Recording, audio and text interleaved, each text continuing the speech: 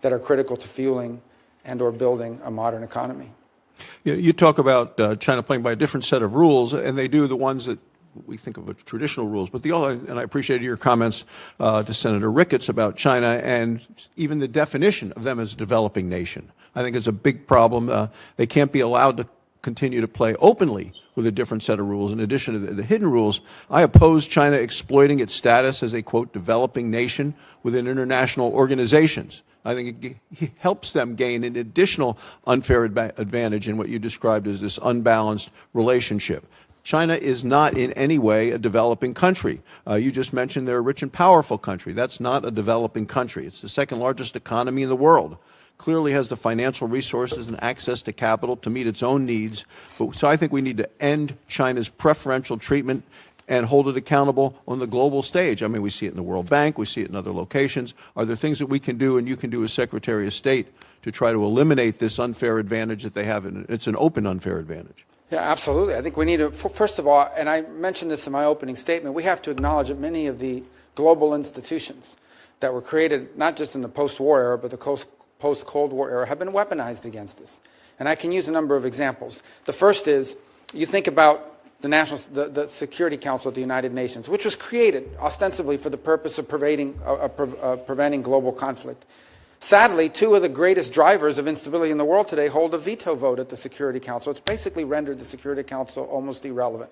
By the same token, I would say I am not against multilateral organizations so long as that or any foreign arrangement we have serves the national interest of the United States. I do not believe, and the President has made this abundantly clear, President Trump, that under no circumstances should any foreign entity or multilateral or international organization have veto power over the national security interests of the United States of America. The second point that I would point to is that the Chinese have very aggressively played this. They have figured out, and it isn't hard to figure out, that even the smallest nation state has a vote at the United Nations General Assembly. And they have worked hard to not just court, but entrap a handful of votes around the world, and including in our own hemisphere. If you look at the Caribbean Basin, in Grenada and places like that, where they go into these countries, and they don't just provide $1 million to $1 billion to build the stadium, they also give you $5 or $6 million under the table for your family and friends. They do that in place after place. We've seen that practice as well in Africa. So we need to understand that there has to be, in many of these parts of the world, look, we're not bribing anybody. We're not going to do that, and it's certainly illegal for American companies to do it. But it's hard to engage these countries who in many cases have legitimate needs when they say, the Chinese, we prefer to have your stuff, we prefer to have American investment, but you're not offering any, and so we're left with the only alternative, and that is to take the Chinese investment, even though it comes with strong strings attached that include things like debt diplomacy or debt traps and expectations of diplomatic cooperation at these international forums. My final question has to do, because you used the phrase, we need to be able to fuel our economy, and I'll talk a little bit about energy. Look, people who live in foreign developing nations, they want to be able to fuel their economy as well. They need a stable energy source to grow their economy, to improve lives. Many of the countries you've traveled to and I have, we've seen what energy poverty can do to people to make it harder for them. You know, we have an ability to help these countries develop a stable energy supply. But this current administration, the Biden administration, has put restrictions in place on funding of certain energy resources, such as coal, even natural gas. The United States should be working to promote an all-of-the-above energy strategy and help our friends and allies have affordable energy as opposed to what is the politically correct type of energy to be used. So I believe we should be helping these countries with energy. And are you committed to ensuring the State Department is promoting all forms of energy projects across the globe, including oil, gas, coal, affordable energy that will help people raise their standards of living? Yes, in fact, it should be a centerpiece. One of our centerpieces of our economic diplomacy. We talked earlier, I think it was with Senator Coons, had mentioned the work on fragile states and the hope of preventing fragility so that states don't collapse into some of the havens that you now see where terrorism takes a hold and so forth. And one of the things you can do to help a country become more stable and then more prosperous is access to reliable and affordable energy. And that is that's not simply for everyday life. That is critical if you want to build a manufacturing sector. It's going to be especially critical in a world in which all these new technologies like AI are going to require a tremendous amount of power generation that's going to draw upon global energy resources to begin with. So absolutely, it needs to be at the centerpiece, and we'll work very closely with the Energy Department in ensuring that it's a centerpiece of our foreign policy. Thank you, Mr. Chairman. Thank you, Senator Barrasso. And next up, we have Senator Booker. Thank you very much, Mr. Chairman. Marco, Senator Rubio, the president made a great decision in choosing you. I'm happy to see you there. You're a thought leader in foreign policy. I, however, don't think most Americans know how great of a thought leader you are in NCAA, NFL, and high school football. And I'm a little disappointed that you're not going to be the head of the NCAA right now. Not yet. We sat in my office recently. I told you about my concerns about Africa right now. Democratic Republican administrations have not prioritized the continent. It is literally the fastest growing continent on Earth. We now see the future. By 2050, 1 out of every 4 human beings on the planet will be in the continent of Africa. And because of the demographic issues we have around the globe, from Europe to the United States to even China, 1 out of every 3 working people on the planet will be in Africa. It is rich with arable land and critical minerals. It has an economic potential that could create tremendous markets for American companies and American businesses. More than this, we know, while it has incredible assets and opportunities, a lack of focus on Africa can endanger the whole planet. We know in the days of infectious diseases, for example, an outbreak of an infectious disease anywhere is a threat to public health everywhere. More than that, we see the climate challenges, migration patterns there threaten to destabilize the Middle East and other areas. Egypt, for example, literally is hosting millions of refugees in Egypt right now.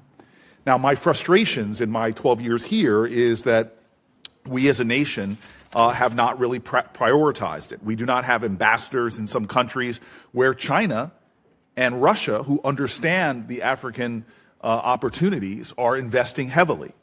I've gone around the world, and in my times in African countries, I often encounter people that saying, hey, the Chinese are here, where are you?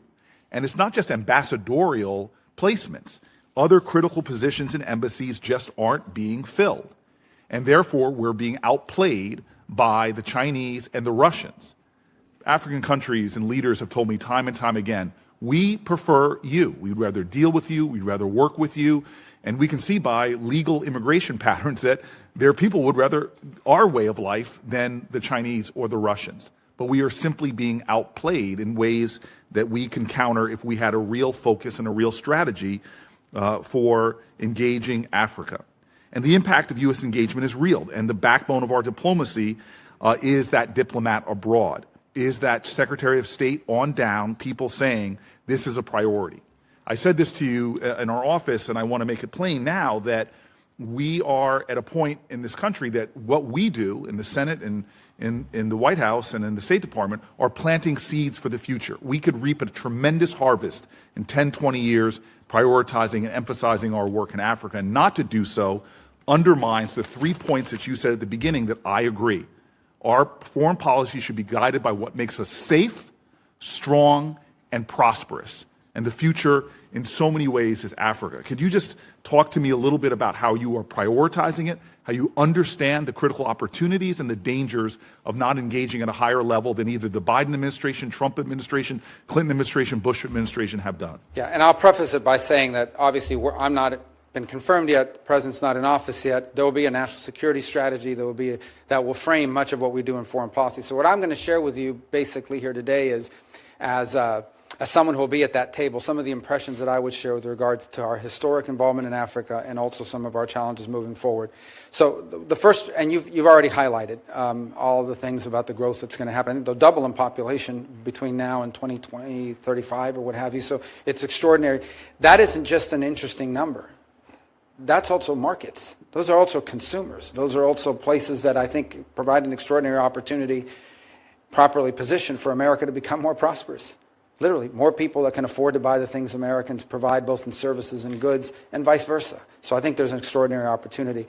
Where I think some of our situation in Africa has fallen off has been, and rightfully so, heavily focused on counterterrorism and solely on counterterrorism in some places. And that's valuable and important. It is very difficult for a country to progress or move forward if they are in fact a haven, for that's open. And so, the freaks come out at night and you've got terrorist groups that are operating and undermining that country. So it's not that it's unimportant. I think we're also learning from the Sahel how quickly the situation changes. Despite significant counterterrorism contributions, each of those countries have pivoted to their great mistake, grave error, towards the Africa Corps led by Russia. These people are not any good at fighting counterterrorism and unreliable, and I think the moment will come when they'll realize that, and maybe there will be a new opportunity to engage. On the flip side of it, if you look at littoral West Africa, there are real opportunities there for, and in fact, ongoing engagements, not just on counterterrorism, but on economic progress. I look in the north to Morocco, another place where we have already seen substantial improvements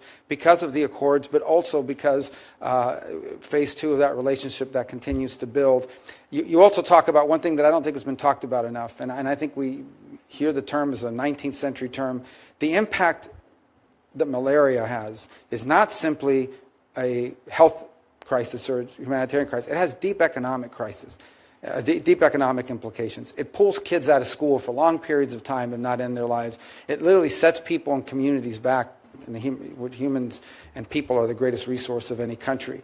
And the cost-benefit of an investment, leveraging private partnerships to deal with things like malaria, pays extraordinary dividends if appropriately done and channeled. And that is something that I think could, as part of an overall approach to Africa, be included in things that you could argue are improving our prosperity, our security. Thank you, Senator Rubio. You've affirmed a lot of this to me in our private talks. I just want to make an emphasis publicly here that the disinformation in Africa, and you've mentioned disinformation writ large, but, for example, the Washington Post published an article in October detailing how Russian propagandists targeted U.S. anti-malaria programs in Burkina Faso. The Africa Center for Strategic Studies report published in March 2024 highlighted how Russia and China are leading sponsors of disinformation campaigns in Africa that are showing incredible success because we aren't doing a coordinated campaign to counter their misinformation. And so I'm looking forward to working with you. I hope that you'll prioritize this for the sake of America's future, that you could be the Secretary of State that says we have a vision for Africa and we're backing it up, not just from the Secretary of State's office, but all the way down to making sure key resources are invested in countering disinformation, as well as making sure that we have personnel in there. It's not a popular post. As you know, for many State Department people, we've got to make not just the United States, but humanity by focusing on Africa. I cannot let my time expire without talking about the biggest humanitarian crisis going on the planet Earth right now. What is happening in Sudan, it's been called by our country a genocide. There's a famine being declared in areas where you're seeing unbelievable levels of systemic sexual violence going on. I traveled to the Sudan border with Chad and saw humanitarian crises like I'd never seen before, and I've been around the world looking at humanitarian crises. We have a great special envoy who you've already positively name-checked in this confirmation hearing.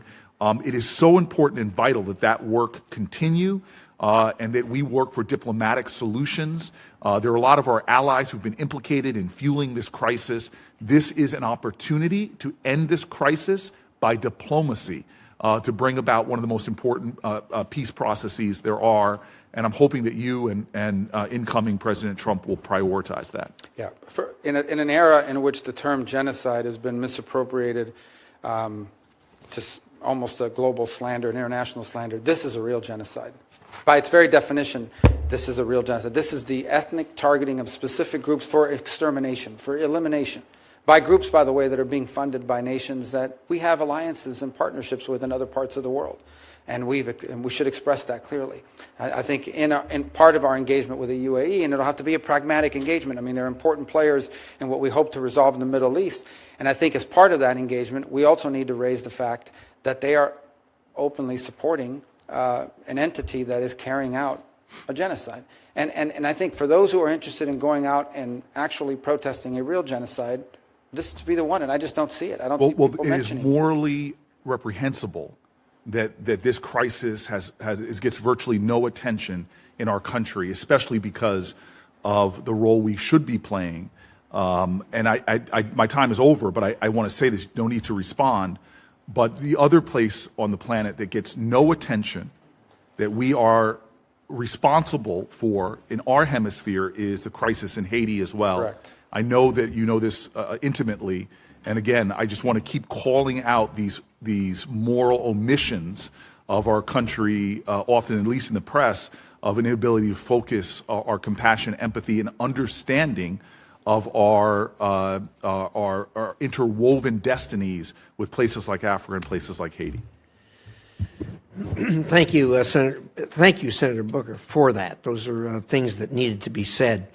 Having said that, you have underlined probably the most difficult crises we have on the planet, and I think everybody's ready to sign up on a path forward. So far, nobody's laid out that path forward.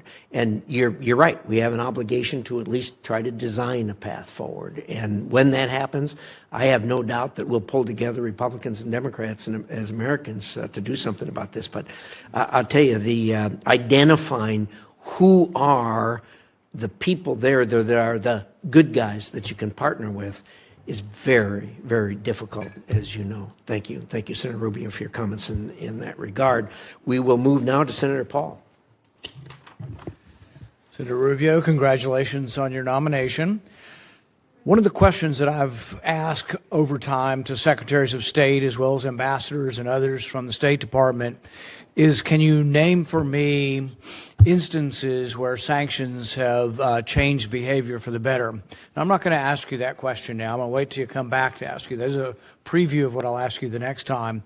But the reason I bring that up is that I think hopefully people think of sanctions as a way of trying to modulate behavior. You want better behavior out of a country. A country's doing something you don't like. You'd like them to change their behavior for better through sanctions. And I think it rarely works. And I think we pile more on. Now, some would say, well, sanctions are just to punish them, and we just want to, Russia invaded Ukraine, we're just punishing them. And so as punishment, they kind of work. I don't think they're deterring Russia's behavior or changing it. But really, sanctions can have effect in a couple of ways. I think the threat of a sanction, the same way the threat of a tariff can have an effect on behavior. But once placed, I think a sanction or a tariff only has effect on someone's behavior if you remove it. Now, you mentioned earlier a little bit about discussing ways to unwind some of the sanctions ultimately on Russia. People mentioned, well, we never want to let them sell energy again. No, you have to let people enter back into the world. That's how you're going to get behavioral changes. And it really will have to be part of the peace. If there is going to be a negotiated peace, the one aspect that makes us part of that war are all the sanctions. And so it really should be offered up of removing that and going back to normalcy when we can find a resolution to the war. I'll give you an example of where I think often the State Department loses its sight of its mission. Instead of being the Department of Diplomacy, which I think it's supposed to be, it becomes just an extension of the Department of War and muscle, and we show how strong we are through the State Department. But really, when bellicose statements come from other parts of the government, I see the State Department as the one that shows up and tries to still have a conversation.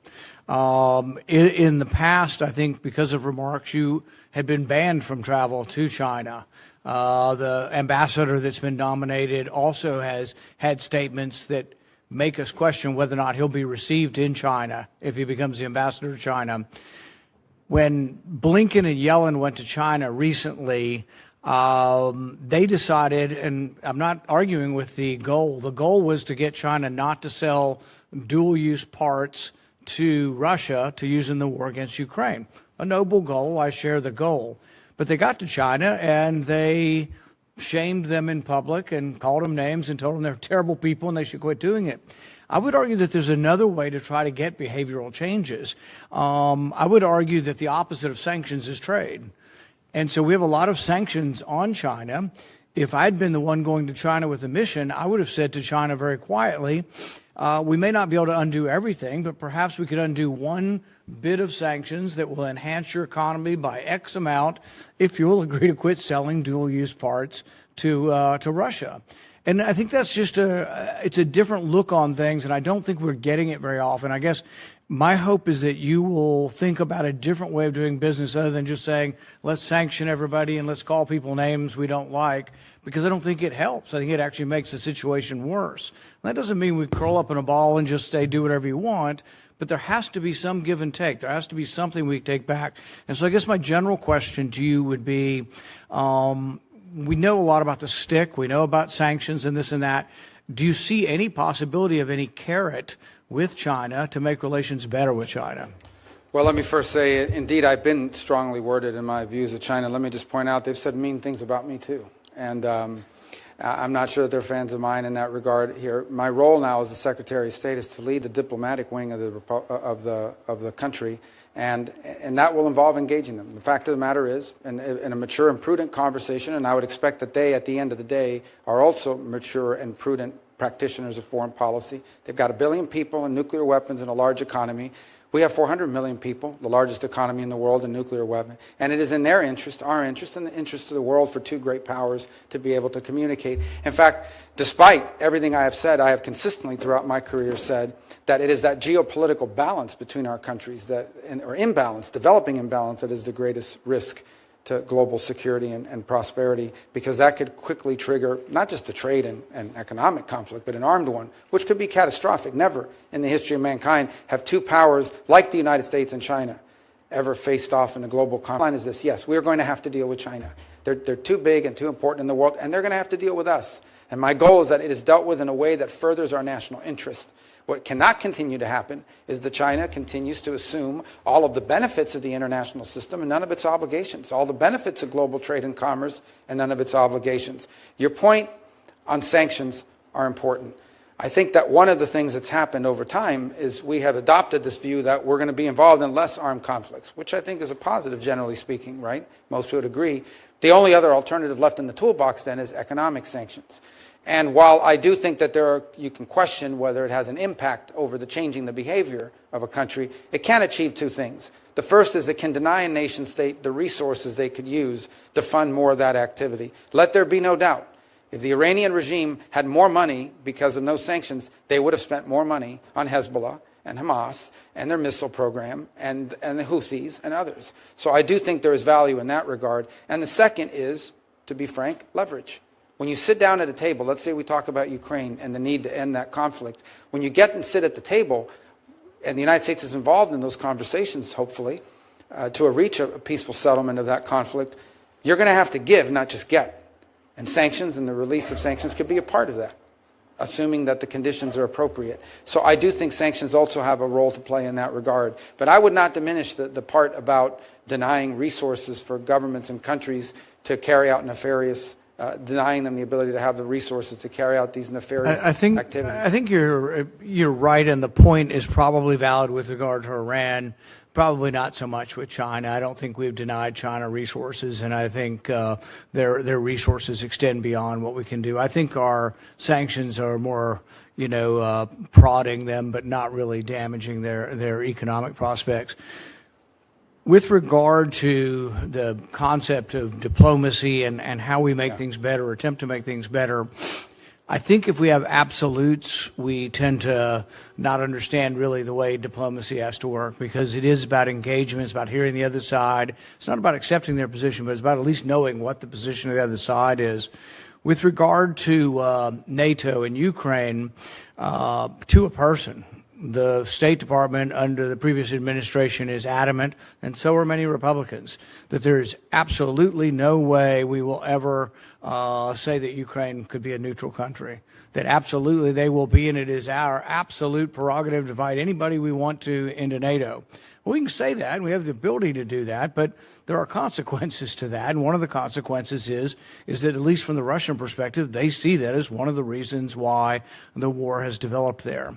And so I think that if you are looking at peace, you have to look at first you have to get to a ceasefire before you even get to real discussions. But if you had a ceasefire between Russia and Ukraine, I think our sanctions need to be on the table as far as negotiating the removal of them. But I think also the idea of Ukraine being a neutral country as far as a military alliance, if it's not on the table, Ukraine doesn't have that much to offer. I mean, Russia now occupies a good 15-20% of the country. It's been a big bloody war, and they've done it in a sort of World War I fashion, but I don't think they're going anywhere. It is at a stalemate. But the one thing Ukraine has to offer is they won't become part of a military alliance allied against Russia. Just not taking it off the table enhances our ability to negotiate and enhances Ukraine's ability. I think Zelensky's public words have been a little less firm than they had been in the past. But instead, I think we've done the opposite with our diplomacy. Every day, it's Blinken, beating the drums, They absolutely be in Ukraine. Do you think that the concept of a neutral Ukraine, not in NATO, can be part of the negotiations to end the war? Well, obviously, that's something that will ultimately be part of any negotiation. I do agree with your point that if we want to be real here for a second, because I think we've lost the art of reality in some of the foreign policy. These are not outcomes that are rarely are they ideal. Sadly, in many cases, our choices in foreign policy are a choice between a bad outcome and an even worse outcome. And that's been true not in the modern era, but throughout the history of diplomacy and nation-state relations. In the case of conflicts such as these, they invariably require concessions. I don't think it would be wise nor appropriate before we're even in office or even at any public forum such as this to discuss the parameters of what those potential concessions can be for either side. Suffice it to say, I do think, to be honest with the committee and the full Senate, if you want to reach agreements to end armed conflict where people are dying on a daily basis and enormous destruction is occurring and a great potential for escalation exists on a daily basis, if we want to be honest about bringing that to an end, true diplomacy will require concessions from every party engaged in those conversations. That's the nature of diplomacy, and it's best conducted directly and in an appropriate forum and not in public. And that can be done, by the way, without abandoning our core principles as a nation or our feelings as a people about what's happened and transpired in that conflict to date. Senator Van Hollen. Thank you, Mr. Chairman, Ranking Member Shaheen. Senator Rubio, good to see you. It was great to sit down with you and talk about some of these important issues yesterday. Let me just say at the outset that I appreciate your response to Senator Booker's question about what's happening in Sudan, specifically as the Biden administration just found that the RSF under Hemedti is engaged in a genocide, and we need to do everything we can to stop what's happening there. You referred obliquely to some of our sort of Gulf partners who have not done what they should be doing. One of them is the UAE, and I've been very clear that the United States should not be providing military assistance to the UAE when the UAE is in turn providing military assistance to a group like the RSF that is committing a genocide in Sudan. And I'm expecting a briefing from the Biden administration by the end of this week as to whether or not their commitments to President Biden to stop doing that have been fulfilled.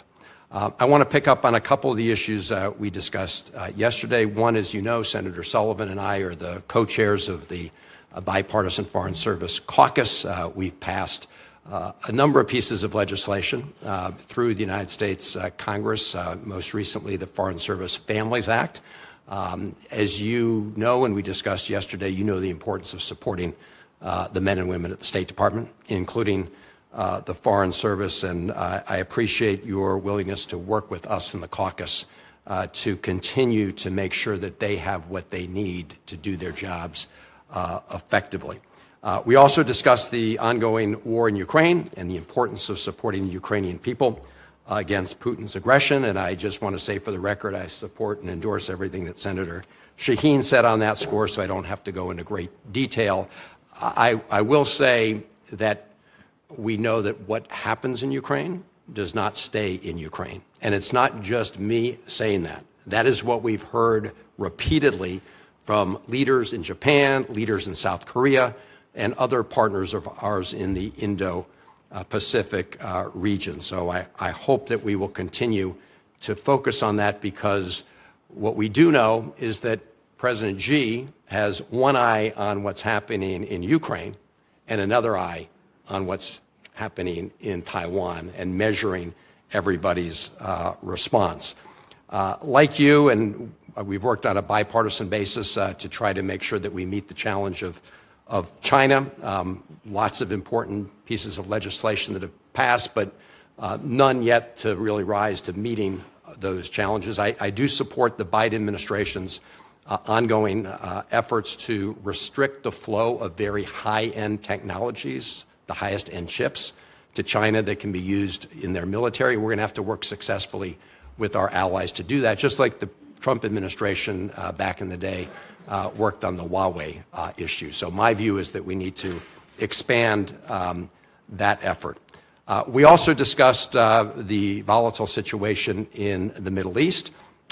You know, we often talk about the importance of shifting our focus to China and the Indo-Pacific, but we always seem to get dragged back into conflicts in the Middle East. I want to start with Syria.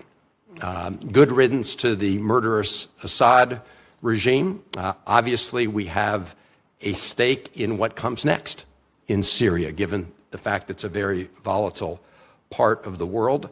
I support the very cautious engagement of the Biden administration with HTS, but we should acknowledge their very poisonous genealogy, beginning with al-Qaeda morphing into al-Nusra. The other issue, of course, in Syria is that when you've got a situation like we see today, there are opportunities for ISIS to get further back on its feet, to provide it more oxygen. And as you know, the tip of the spear in our fight against ISIS has been our Syrian Kurdish partners, the SDF. But at this moment, President Erdogan of Turkey has been backing attacks of the so-called Syrian National Army, which Turkey largely controls, against our partners, the Syrian Kurds, which opens the door to a revival of ISIS. Because of the actions of the United States government, Turkey, should they renew those attacks in an aggressive way? We talked about this. I know that you recognize the importance of that partnership with the Syrian Kurds, but just a very straightforward question. Do you agree that we should continue to support our partners, the SDF, in the fight against ISIS? Yeah, well, absolutely. Not only that, but I think we also need to recognize that there are implications to abandoning partners who have a great sacrifice and threat actually jailed the ISIS fighters. One of the reasons why we were able to dismantle ISIS is because they were willing to host them in jails, a great personal threat to them. And obviously that situation is very tenuous. I don't want to take up a lot of your time, but I do think it's important to respond to this opportunity in Syria, because it could be an opportunity. Look, the new people that are in charge there are not going to pass an FBI background check, okay? We recognize that. These are not people we know all about, and their history, as you said, is not one that gives us comfort. That said, it is in the national interest of the United States, if possible, to have a Syria that's no longer a playground for ISIS, that respects religious minorities, ranging from Alawis all the way to Christians, that protects the Kurds, and at the same time is not a vehicle through which Iran can spread its terrorism to Hezbollah and destabilize Lebanon, not to mention what's happened in other parts. Not only is it in the national interest of the United States, it's in the national interest of virtually every nation state in the Middle East to see that come about. That is worth exploring. There is an interesting dynamic at play, and Senator Paul asked a moment ago about the impact of sanctions. I would argue that the Caesar sanctions directly contributed to the downfall of the Assad regime in many ways. We find ourselves in this interesting situation now where, because I think it was reauthorized as part of NDAA, we now have these sanctions in place against the government that no longer exists. But nonetheless, it's an opportunity for us to explore how we could use that tool, the removal of it, and others, if in fact the territory is fertile for these outcomes. There are impediments to this that go beyond simply the new people in charge. And one of them, as you pointed out, is Erdogan and what his intentions are. Right now, there's a very tenuous ceasefire with regards to the Kurds. It's important for that to be maintained. I think it's important to signal to Erdogan early, including through this hearing, that they should not view a transition in power in the U.S. as a window in which they could take advantage of to sort of violate whatever agreements were in place. Right now, what we want in Syria is stability so that we can explore what opportunities exist to bring a different dynamic, because it would have an impact on Lebanon, on Israel, on the situation in Gaza, and on the broader Middle East. And to walk away from an opportunity that may not come back. By the way, the Russians have been run out of there, the Iranians have been run out of there, but they are pragmatic foreign policy operators. If we don't explore these opportunities, they will work their way back in there at some point. And I agree with everything you just said, and look forward to working with you on that. Let me turn to the Israeli-Palestinian conflict, which we also discussed yesterday. And We all witnessed the horrific October 7th Hamas terror attacks on Israel. We've also witnessed the devastation and human rights catastrophe in Gaza. Like you, I've met Israeli families who lost loved ones on October 7th. I've met with hostage families. I've also met with Palestinian families who lost kids and other innocents in this war. So I was very pleased to see the announcement today of the ceasefire and the return of hostages. Let us pray that it holds and that it is implemented. But of course, as we discussed yesterday, the question is what happens next. And we all agree that Hamas can have no role in the governance of Gaza or any other place. We also know that for all its flaws and faults, the Palestinian Authority has recognized Israel's right to exist for the last 30 years since the Oslo Accords. Their security forces are trained by U.S. Forces. They today are fighting Palestinian militants in certain parts of the West Bank. But at the same time, their funds have been restricted by the Netanyahu government today. These are the funds that belong to the PA. We've seen a record increase in the number of settlements in the West Bank. And so the PA is not able to deliver on what had been the hope of Oslo, which is self-determination, security, and dignity for both Israelis and Palestinians. So you have said that the ideal way forward, recognizing that we've been at this for a long time, is a two-state solution.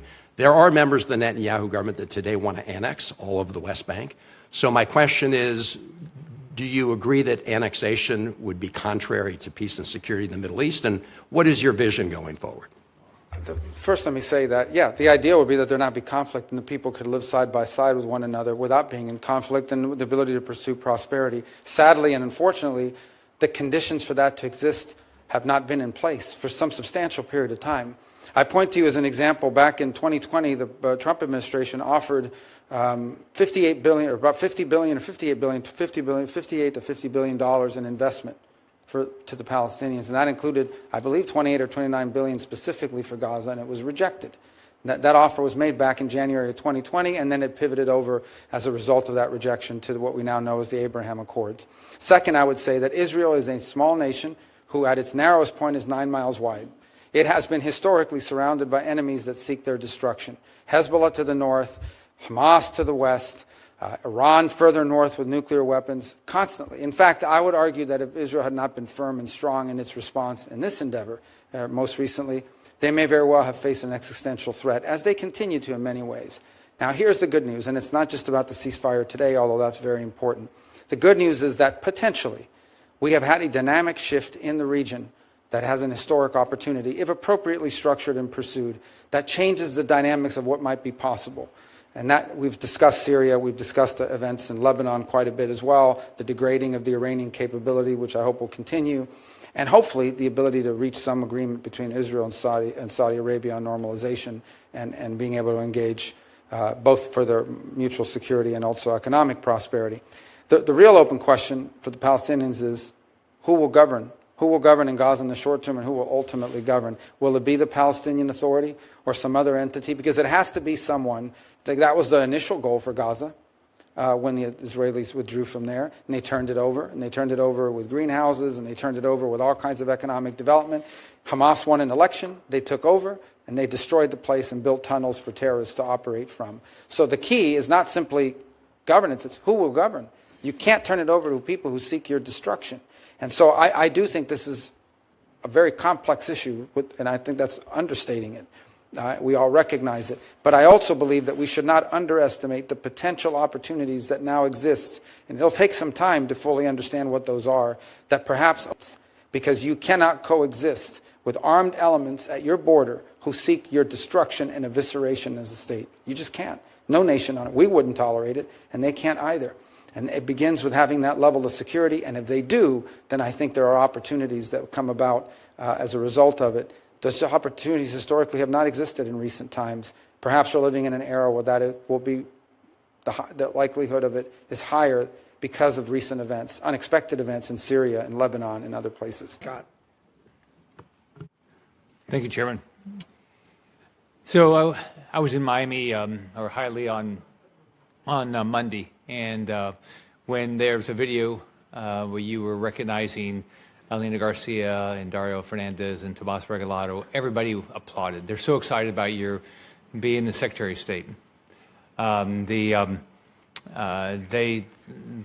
homegrown son, and so they're just all excited. The other thing they're excited about is that they have somebody that is going to care about Venezuela and Cuba and Haiti and Nicaragua, all the problems, because you've been so vocal. So I guess, can you just go through sort of one by one and say, look, we know what are our options? Not that you know exactly what you're going to do, and a lot of these decisions will be made by somebody else anyway, but what are, like right now, look at what's going on in Venezuela. The Biden administration's allowed oil to flow. He stole the election, completely violated what Biden told him he would do. Maria Corina Machado probably was only alive because of your hard work making sure that Donald Trump put a tweet out. You look at Cuba now. They just dropped the state-sponsored terrorism, which makes no sense. We've got people like Jose Daniel Ferrer in prison. Kids as young as 14 in prison for peaceful protests. So, give me some of your ideas of what is possible. Let's take one, but let's start with Haiti, because in many ways it's globally complex, and I think the chairman sort of alluded to this a moment ago. There's a fundamental problem in Haiti in that there is no legitimacy of authority. And I say this in recognition of the fact that some of the national police forces in Haiti have been extraordinarily brave. Despite being outgunned and outmanned, these guys and gals have stuck at their post and fought back against armed gangs. You know, when the most powerful person in any nation state is nicknamed barbecue, that is not a good thing. And this guy obviously is not named that for good reasons. He's not a cook. These are bad gang elements that are operating within Haiti and have destabilized not just Haiti, but threatened to destabilize the Dominican Republic, not to mention the migratory pressure that it places on the United States, on the Bahamas, and on other places in the region. There is no easy answer. The Kenyans are there, and I can tell you, I think they deserve a lot of credit for being willing to take on that mission. In recent days, missions from various other countries have arrived, El Salvador being among them, to sort of contribute to that effort. I don't think anyone can tell you they have a master plan for how you fix that overnight. I do think it does begin with stability and security. You've got to establish some baseline security, and it's not going to come from a U.S. military intervention. So to the extent that we can encourage foreign partners, and I would include foreign partners in the Western Hemisphere, who should be contributing to this effort, to provide some level of stability and security in Haiti so that you can explore the opportunities to have a transitional government that has legitimacy, that can ultimately lead to the conduct of elections, and then have governing bodies in that country that can bring about a nation state that can begin to build some of the things you need in order for permanency. But it's going to take a long time. And I say this with sadness in my heart. There have been good times and there have been bad times and worse times in Haiti, but sadly there's not really been a golden era in Haiti's history, and your heart breaks for these people and for what they've gone through. But you also, as a policymaker in the United States, recognize the implications it's had on our country. It's not just in the migratory pressures it's placed on us, but as I pointed out earlier, the threat it poses on a daily basis to destabilizing the Dominican Republic. You mentioned Nicaragua. It's a very weird situation, for lack of a better term. The Sandinistas earlier, one of the first things they did in the new year is they kicked out every nun in the country. They've gone to war with the Catholic Church, which was the last institution in the country capable of standing up to them. But now they've begun this process of amending their fake constitution to basically create a family dynasty, so that Ortega and his wife will now be co-presidents. There's no democracy that's been completely wiped out. They have literally put plane loads of opposition figures and exported them here to the United States and around the world. They literally arrested anyone who signed up to run for president. They arrested every single, you signed up to run for president, they put you in jail. So it's a big challenge, but our national interest is most challenged. Number one, because of migratory pressure. Number two, because the Nicaraguans to the United States, they have become the point of entry for people from all over the world, because you come in without any visa, they charge you $1,000 or whatever the going rate is today, and from there you get on the migratory route and into the United States. They have been direct contributors to the migratory crisis we face at our southern border. And the third is, the Nicaraguans have basically invited the Russians to establish a military naval presence in Nicaragua, in our hemisphere. That poses a threat to our national security. That needs to be addressed. Venezuela, sadly, is not governed by government. It's governed by a narco-trafficking organization that has empowered itself of a nation state. And we have seen, I believe, upwards of 7, 8, 9 million Venezuelans have just left the country. More are expected to leave. I was in strong disagreement with the Biden administration because they got played the way that I knew they would get played. They entered into negotiations with Maduro. He agreed to have elections. The elections were completely fake. They leveraged migration against us to get those concessions, and now they have these general licenses where companies like Chevron are actually providing billions of dollars of money into the regime's coffers, and the regime kept none of the promises that they made. So all that needs to be re-explored, because in Venezuela, you have the Russian presence, you have a very strong Iranian presence. The Iranians, in fact, are exploring, or in fact are beginning to build drone factories for the manufacture of Iranian drones in our own hemisphere. Not to mention the long practice of the Venezuelan regime of providing real but illegitimate passports to operatives for Hezbollah in our own hemisphere. And lastly, and I leave it lastly to Cuba because it's one that's been more enduring, the problem in Cuba basically is that despite being a communist regime and Marxism not working, is that they've decided, and they thought what they would do is that they would create this holding company. It's called Gaesa. It is a company that they own by the Cuban military, and that holding company owns everything that makes money in Cuba. If it makes money in Cuba, they own it, and it generates revenue for them. The Miami Herald just did an expose on Gaesa. And while you have electrical blackouts and you have all these other problems economically in Cuba, Gaesa is sitting on billions of dollars that they've generated for their permanency. In 2017, the Trump administration sanctioned Gaesa. Unfortunately, the Biden administration lifted some of those sanctions and restrictions a couple of years ago, which increased the amount of money they're able to generate through things like manipulating remittances and the like. And then yesterday, the Biden administration announced they were rescinding all of the sanctions on Gaesa, which basically the sanctions were this. You can do business with an independent individual Cuban, but you cannot, it's the regime that doesn't allow it. You cannot do business with anything owned by that government-run entity. And yesterday they lifted the sanctions on them. Now, the new administration is not bound by that decision, but nonetheless that's what's in place. Ultimately, the reality, the moment of truth is arriving. Cuba is literally collapsing, both generationally in terms of all the young people leaving, but it's also collapsing economically. They are now living on 20 and 21-hour rolling blackout and some days longer because Marxism doesn't work, because they're corrupt, and because they're inept. And they're going to have a choice to make, those that are in charge there. Do they open up to the world? Do they allow the individual Cuban to have control over their economic and political destiny, even though it threatens the security and stability of the regime? Or do they triple down and just say, we'd rather be the owners and controllers of a fourth world country that's falling apart and has lost 10% of its population in the last 2 years? And that's a dynamic that they're facing right now. I hope that they will choose the path of empowering the individual Cuban, so that the individual Cuban has the ability to do what the peoples of virtually every other country in the hemisphere have been able to do at least once in the last 60 years, and some more than once, and that is elect their leaders, vote for their leaders. You think about what happened here today. The Cuban people have no idea what it's like to have an authority figure or someone in charge and power, like I am as a U.S. Senator, sitting here having to answer questions from his colleagues, and also having to have people in the back screaming and protesting against you. You can't do that to a Cuban official. You can't question their decisions. The Cuban people have never been able to participate in a political process for almost 70 years now. And they're entitled to that as much as the people of Colombia and Argentina and Paraguay and Peru and virtually every other country in the region has enjoyed.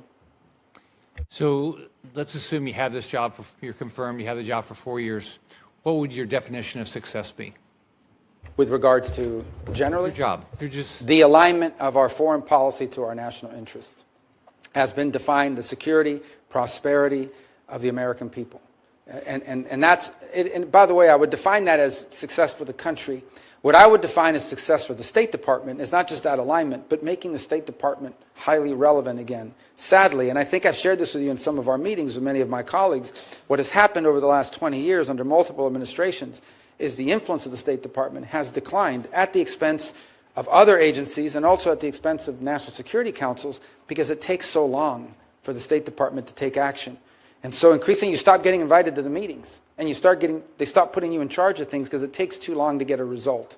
So we want the State Department to be relevant again, and it should be, because the State Department has a plethora of talented people who are subject matter experts and who have skills in diplomacy, and it's not being fully utilized because increasingly on issue after issue, we've seen the State Department marginalized because of internal inertia, because of the way the structure works. So we have to be able to we have to be at that table when decisions are being made, and the State Department has to be a source of creative ideas and effective implementation. So I would define making the State Department relevant again in the setting of our foreign policy is critical. And I think that's something that maybe is not as perceived by the general public as it is by those of us who watch it on a daily basis. Thank you. Thanks. Senator Rosen. Well, thank you, Chairman Risch, Ranking Member Shaheen, for holding this hearing and for welcoming me to the committee. You know, I'm joining this committee at a challenging time for the global community, from conflicts with Iranian proxies in the Middle East to Vladimir Putin's war in Ukraine, growing tensions with China, a genocide in Sudan, and so much more. And I look forward to working with my colleagues on both sides of the aisle to find bipartisan solutions to these problems. And I also want to thank you, Senator Rubio, your family that's here, and those that couldn't be here, for working with me over the last 6 years and your service to our nation. And I'd like to congratulate you again on your nomination. And I'm going to move on. I just want to make a quick statement, because ensuring the United States remains a steadfast supporter of Israel, I know, is one of your top priorities and one of mine. And throughout your time in the Senate, you've been one of Israel's most unwavering supporters. I want to thank you for supporting Israel. I look forward to working with you to ensure that the U.S.-Israel security partnership remains ironclad and that our friendship remains unconditional. And I want to thank you for your response to Senator McCormick's hostage question. We all hope, since we've been in this hearing, that there's news maybe of an imminent agreement being reached to free, I hope, all the hostages. We hope to hear that confirmation soon. But nevertheless, these issues must remain a top priority for the committee going forward. So I'm going to just move over to talking about Abraham Accord, speaking of going forward, because despite the immense challenges that you've addressed posed by October 7th, the Abraham Accords have ushered in new forms of cooperation between Israel and countries in the Middle East and North Africa. As one of the founders and co-chairs of the bipartisan Senate Abraham Accords Caucus, I firmly believe the U.S. should continue building on the Accords by deepening people-to-people ties, soft diplomacy, if you will, and widening the circle of partnerships with Israel to new countries. So, Senator Rubio, I know you've touched on this briefly, but if confirmed, how will you support the growth of the Abraham Accords to new countries generally, and specifically maybe try to normalize relations between Israel and Saudi Arabia?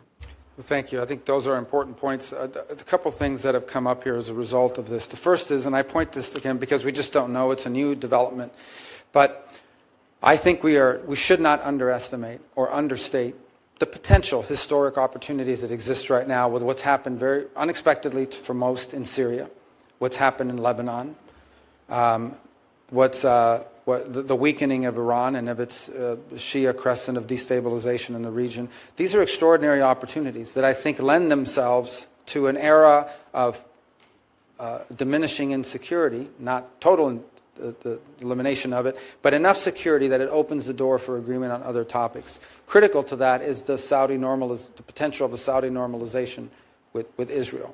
And I think that, as broader context of the Abraham Accords, I think would be historic in nature, and I think provide extraordinary benefits to the world and help bring a level of stability and peace to an area that, frankly, has not had it, one could say, for thousands of years, but certainly in my lifetime. You talk about what we could do to build on it. I think the most important part of any arrangement of countries that enter into these agreements that historically have been difficult is there has to be a benefit to it.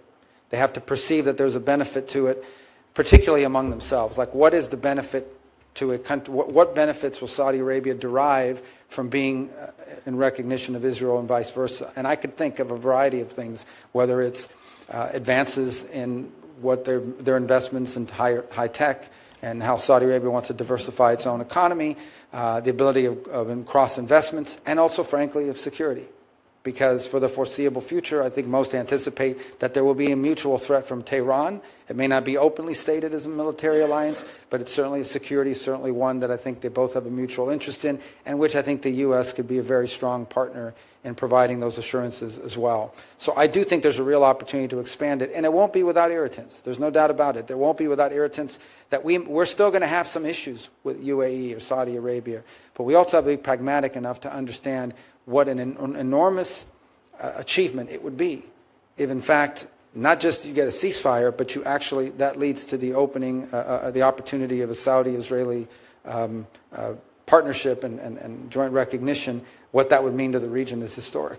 And you've talked about potential opportunities going forward, and we talk about maybe not just with other countries, but how does the private sector get involved in creating building and sustaining the normalization in areas of water insecurity, power insecurity, healthcare, technology. We know that there are ways that we can do this. They have been doing it. How does the private sector feed into this? I think from an economic and development perspective, they're the linchpin of it. I think one of the things that could come about as a result of an agreement between the Saudis and the Israelis is that companies and institutions in both countries would now be open and able to invest in and or partner in the economies of each other. So the Israelis, as an example, have made extraordinary advances in agricultural production.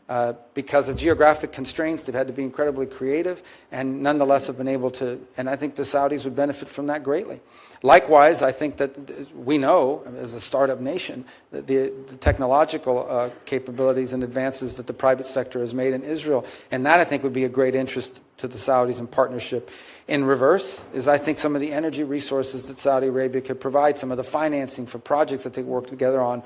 The linchpin of all of these is private sector engagement. But without the governmental imprimatur, or without the government creating the pathways for that to be possible, because of recognition, because of diplomatic relations, that's what opens, because those don't exist, that hasn't been able to happen. This would open the door for that, and I think be transformative. Thank you. I want to continue a little bit on this theme because, of course, a lot of this also has a nexus with combating anti-Semitism, and of course anti-Semitism domestically and abroad. I probably founded the first ever Senate bipartisan task force to combating anti-Semitism. You and I have done a lot of work there. You're a member of the task force, and we work closely with the Special Envoy's office at the State Department.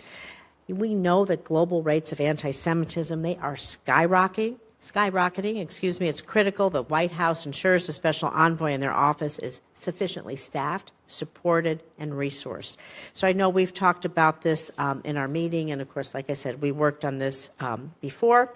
Can I have your commitment that you'll work with the White House to do two things? Quickly nominate a qualified candidate to be Special Envoy. Quickly and qualified. We really need to get somebody on board. Yes, and I think it needs to be someone that, as we've discussed, also enjoys broad support across different sectors. But the key ultimately is, there was I don't know if it was a study or a survey or something that came out yesterday, but it showed something that's really disturbing. I think it said 60% of people on Earth hold anti-Semitic views, according to this poll, or in 60% of the countries, but I think it's at 60%.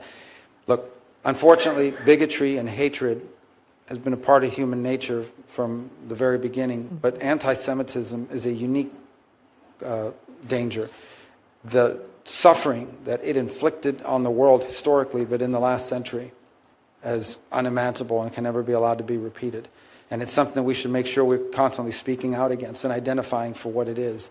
I think the U.S.'s role as a leader in speaking out in that regard is indispensable. And we need to be forceful about it. One of the things that's most troubling is what seemed to me that one of the things that's undermining the legitimacy of many of our international organisms is they've become havens for anti-Semitic activity.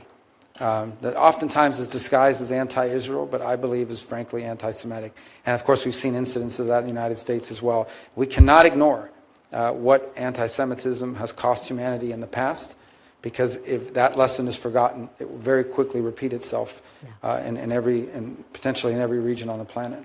Thank you. I want to just quickly, a yes or no. We know you've talked a lot about how important deputies are in mission sets of different things. We know that if we don't have a deputy envoy in place, they keep the wheels firm. Do I have your commitment that we'll quickly put in a deputy envoy to make sure that the work can continue until? Yeah, we'll work to do that as soon as possible. Thank you. I wanted to, I only have 56 minutes. 56 minutes. I do not have 56 minutes. I have 56 seconds. That would be a little crazy. I know that the first Trump administration created the Women's Global Development Prosperity Initiative. It was the first whole-of-government initiative to promote women's economic empowerment, dedicated global resourcing for these activities. As Secretary, will you commit to continuing to expand on the WGDP initiative, and if so, in what ways? Yeah, and that was a high priority of Ivanka Trump, who's no longer going to be in government, but was at the time, and she worked on that very much, and I was a supporter of it then, and look forward to being a supporter of it now, if confirmed. Thank you. And we got that 56 minutes went awfully fast. There you go. I yield back, Mr. Time Chairman. flies. You yield back all 8 seconds? Yes. Senator Cornyn. Thank you. Senator Curtis and I could actually sit with the big boys at the girls' table. So, Senator Rubio, it's great to see you. I have complete confidence in your ability to lead the State Department. I think it's an inspired choice, and you couldn't be better prepared for that job. I do want to ask you a few questions, some of which I know Senator Cruz is here as well. He and I share a concern about Mexico. You've heard some concerns, particularly about the cartel activity, but I want to talk to you about water. In 1944, there was a water treaty between the United States and Mexico, and we have had chronic problems getting Mexico to cooperate and release the water that's been absolutely critical to the life and the livelihood of our agriculture community in the Rio Grande Valley and elsewhere. We've had I've talked to Secretary Blinken about this. We've written letters. We've done everything we know how to do, but I would just like to get your commitment to work with us to try to just simply get Mexico to live up to its requirements under the treaty, and if they won't do it voluntarily, to look for leverage and ways we can persuade them to do what they already have a legal obligation to do, which is to release water on a timely basis. Absolutely, and I think one of the reasons why we need to do that is twofold. The first is because it has real implications, not just for the state of Texas, but broadly for the United States. But the second is because I think this has become part of a pattern, and I would argue part of a pattern in a number of international arrangements, but in particular international arrangements with Mexico, in which you can strike any deal you want or sign any document you want, but if you're not willing to prioritize its enforcement, you are encouraging others to get away with the same thing, and at the same time you're undermining the willingness of people to commit to enter into agreements in the future. And this has become we've seen it with USMCA, frankly. We've seen it with a variety of other commitments that have been made by partners in other parts of the world, and we're seeing it with this treaty. Where there is a treaty, they have obligations under it, and they don't seek to meet it. And it's part of the broader challenge that I alluded to in my opening statement, which is we've entered this era where we've entered into all these international arrangements, but oftentimes they've been weaponized against us, either through noncompliance or through a creative reinterpretation. And that extends to trade, all the way down to treaties such as this. Speaking of Mexico, I know that in different quarters we've had people suggest that the cartels be identified as a foreign terrorist organization. And as I've looked into that, it feels like the right thing to do because, of course, the cartels are wreaking havoc and misery and death and destruction, not only here in the United States, but also in Mexico. But I worry a little bit about some of the unintended consequences. For example, does that create some new category of asylum, perhaps, for people who claim that they are victims of cartel activity that otherwise wouldn't exist? What's your view about the designation? Well, and I think this question was asked earlier, so I'll tell you what I said. The first is that they most certainly are terroristic in their nature. They terrorize Mexicans, they terrorize on the U.S. side, they are involved in the trafficking of women and children, of labor, and both labor and sex trafficking, deadly fentanyl and drugs writ large, as you can imagine. And I think, pose a grave danger in the process of trafficking people, trafficking terrorists into the United States. So they are terroristic in nature. What I said was that whether it's that designation or some new designation that we create, it is important that they be identified for what they are. I also pointed to something you just alluded to in your question, and that is they pose a grave risk to Mexican sovereignty as well. We have seen multiple journalists and politicians and candidates assassinated, murdered in Mexico by cartels because either they're not the cartel's chosen candidate or there are journalists that spoken out against the cartels and you find yourself murdered. And I don't think we should underestimate, and I hope the Mexicans do not, the amount of leverage that they have created over the Mexican government. And in some parts of Mexico, they are, in fact, have operational control of territories, particularly near the U.S.-Mexican border. So this is something that I hope we can work with jointly and cooperatively with the Mexicans to address, because it's in their interest as well as ours. Ultimately, I do not think I speak out of turn when I say that you can expect President Trump will do whatever it takes to secure the United States of America and the American people from the threat that they pose. But it is my sincerest hope, and frankly, I think the most productive, shares many of our concerns. Well, that certainly should be our first choice, but I have the same confidence you have that President Trump will send a very clear message and follow that up with decisive action to persuade Mexico to do what it is in its best interest, and because it's an intolerable situation right on our southern border. We can't get a divorce. We got to make the marriage work somehow, and but it's a troubled marriage. Shall I to continue the analogy? Let me talk to you briefly about the Foreign Agent Registration Act, which is within the jurisdiction of this committee. This is something I've been concerned about for some time, because we have lobbyists that work here in Washington, D.C., that actually represent foreign nations that, unbeknownst to members of Congress, they're actually advocating not on behalf of the American people and American interests, but on behalf of the interests of foreign nations. Now, there is a loophole called the Lobbyist Disclosure Act, which is frankly weak sauce when it comes to providing the kind of transparency that we need. Anytime somebody shows up in your office and is advocating for something purporting to represent American interests, but in fact is there motivated by and being paid by a foreign interest to advocate their interest, is that something that you would be willing to work with us to further reform and refine? Yes, and as you know from our time serving together on the Intelligence Committee as well, it's something we spend a lot of time talking and thinking about as well. And I would raise 3 points. The first is, look, the straight up, some foreign government hires a lobbyist. You know that because they're registered and we're aware of it. The second is more nefarious, and that is that you hire someone through a cutout, a third party, without aware of the fact that they are in fact being paid by a foreign entity, and sometimes dressed up as an American interest, when in fact it's furthering the interest of a foreign entity. And then the third, and it's one that I don't think gets talked about enough, and it isn't covered by this law, but needs to be said, is some of the most effective and vociferous lobbyists on behalf of Chinese interests in the United States for a long time was U.S. corporations, who had a pretty good deal going in China with regards to manufacturing and the like, and would come here and argue in favor of outcomes and policies that favored China. And by the way, China would weaponize this openly. They would, in fact, bring in CEOs of corporate America and encourage them to go back and talk to your member of Congress and tell them they better not do that, because if they do, companies like yours are not going to do very well in China. And that was weaponized against us, too. That's not illegal, but it's most certainly troubling and something we need to have our eyes open to as well as we move forward. Well, that's a perfect segue into my last question, and this has to do with outbound investment fighting for a reporting requirement for American companies who are investing in China. It's not a prohibition.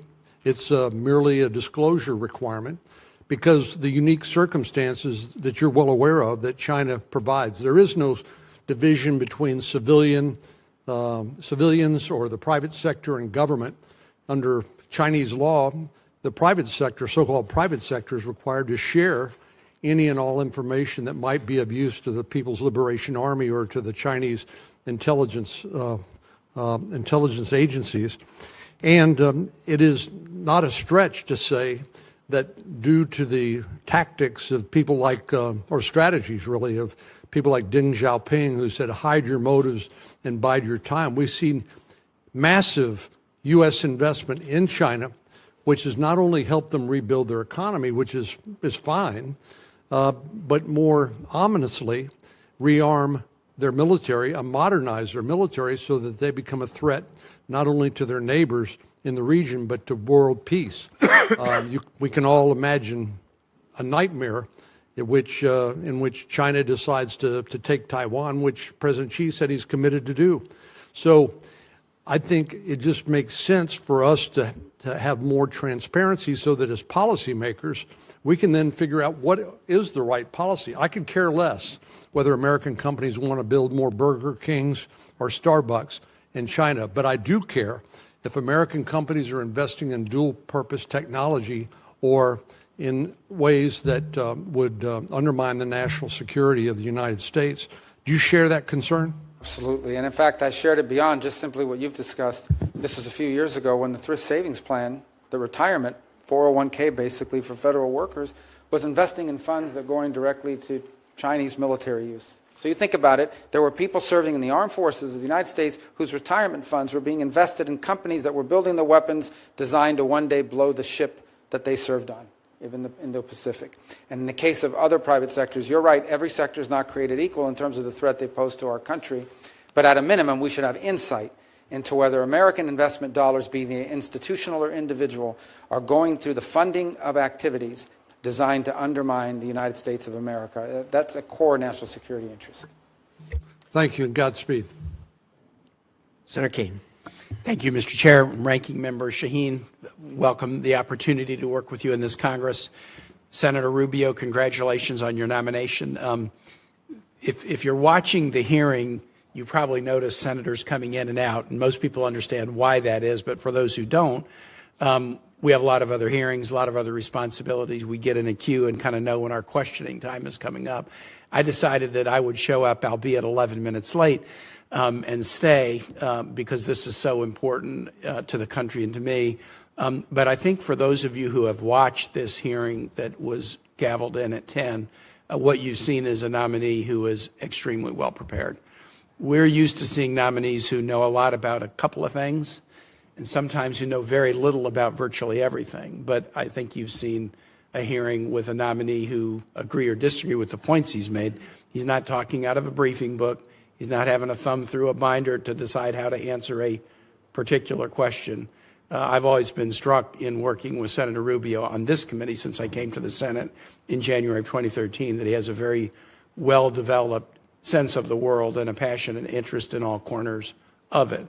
I was particularly happy that he was nominated for two reasons. One, we have worked together significantly on legislation touching many different areas over the years, and one was referred to by Senator Shaheen, legislation to send a clear message that NATO and the U.S. participation in NATO is not just simply an executive priority that could come and go depending upon the Article II Commander-in-Chief, but it was also something so important that Congress would say that the membership of the United States in NATO is something that Congress would want to weigh in on should there ever be a decision by an executive that we should back out of NATO. And I think sending that message from Congress has been a very important thing that has led to a NATO that is expanding.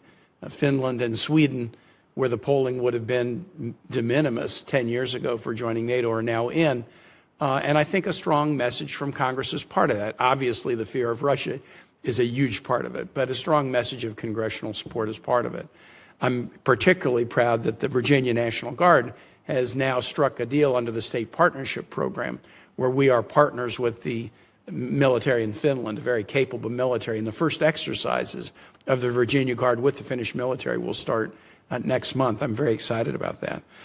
The second reason I was particularly gratified to see Senator Rubio's position is he cares about the Americas. I cast my first vote in a presidential election in 1976.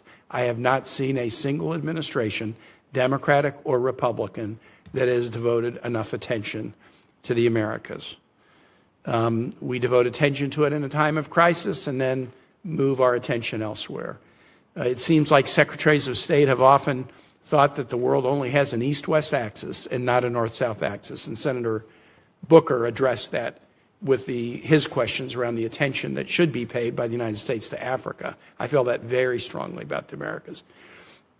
I don't have to ask Senator Rubio questions to gauge his interest and attention level. Everyone who comes before the committee tells us they're really interested in the Americas, only to find that they end up spending all their time somewhere else. I don't have to ask that question of this nominee to know that he has a passion about the nations that are our nearest neighbors, a passion about the nations who are so connected to us in our cultural roots and in our family ties.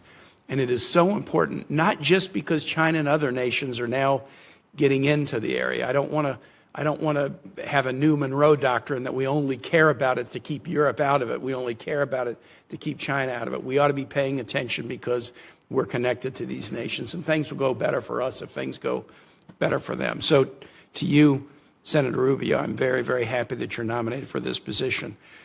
Two comments, then one particular question. One, the status of career ambassadors. I think it is a norm for every administration to ask ambassadors to tender their resignations, and it is certainly the norm for the political ambassadors to be politely let go the day that the new administration comes into place. And I think that's an expectation that everybody has. We get that. For the career ambassadors that are in place, they have been asked to tender their resignations to the incoming administration, and that's normal. But I would hope that the administration would consider, if their career, keeping him in place until their successors are ready. Because to swap out a career ambassador for a career chargé does not advance our ability in any way to operate in nations. There is a cachet that comes with being a confirmed ambassador that really helps you with continuity and diplomacy in these nations. So I know that that's a decision that the president makes, but I hope as you have a conversation with the national security and diplomacy team, you might encourage the administration. Yes, you're going to replace the politicals with career chargés, but don't replace the career ambassadors unless or until you're ready to put somebody in place, which we know can often take quite a while for the administration to even forward nominees, much less the time to get through the committee process. That would be a comment. And then the second is more for colleagues, really, rather than for Senator Rubio. One thing I've tried to be consistent on in my service on this committee is fight against unilateral executive application of military power unless it's in pure instances of imminent self-defense, active self-defense or self-defense against imminent hostilities. And I have been able to get this committee to pass significant war powers resolutions under 3 different presidents now, President Obama, a Democrat, President Biden, a Democrat, and President Trump, a Republican. And I just wanted to assure everybody that I'm going to continue to be a stickler that the nation shouldn't be at war without a vote of Congress, except in the instances of imminent self-defense. And I will do that because I have done that under presidents of both parties, and I'll continue. Senator Rubio, now to the question. And you alluded to this very briefly in one of the vote enough attention to the Americas. But when we do, we devote attention to the headaches. And the headaches abound in the Americas and elsewhere. And so we've talked about Haiti, a problem. We've talked about Venezuela, a problem.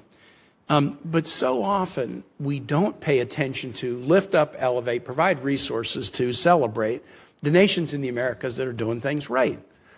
And so when I travel through the region, and I'm sure you've heard the same thing, I hear these nations that are doing things right. Why won't you pay attention to us? Ecuador threw out a pro-China government, put a pro-U.S. government. All they wanted was a trade deal. We want to be closer to the United States. We're the only nation on the Pacific coast of the Americas that doesn't have a trade deal with the United States. This administration, I've been critical about the Biden administration, didn't do anything to advance that cause. Talk to us about some of the nations in the Americas that you think are doing things right and what we ought to do to help those nations, because we'll be much more likely to spread the right if there are other nations in the region that are doing better and better and better than if we're just trying to lecture people about how to improve. Well, just as a general matter, one of the things that's always struck me is that the region, and then maybe this is true in other parts of the world as well, but particularly in the region, it's almost better to be America's adversary or enemy than friend, because there's the impact of friendship or the benefits of friendship are not tangibly clear to a lot of them. And you know, I've seen that expressed time and again over multiple years. And it's easier to pay attention to a headache. You're going to sanction, you know, some country that's not acting in anti-American ways, but the people that are sort of doing it the right way or want to be cooperative, they're ignored, and the countries that are doing it the right way are ignored. So I think there are a number of countries that right now as we speak, and I always say this with caution because I may not mention one country and they say, well, they left us out, but I just want to point to a few that I think are present and clear for us. You mentioned one with Ecuador. Ecuador was actually left out of CAFTA because at the time the people in charge didn't want to be a part of anything with us. They're facing some real security threats that are unique to Ecuador's history.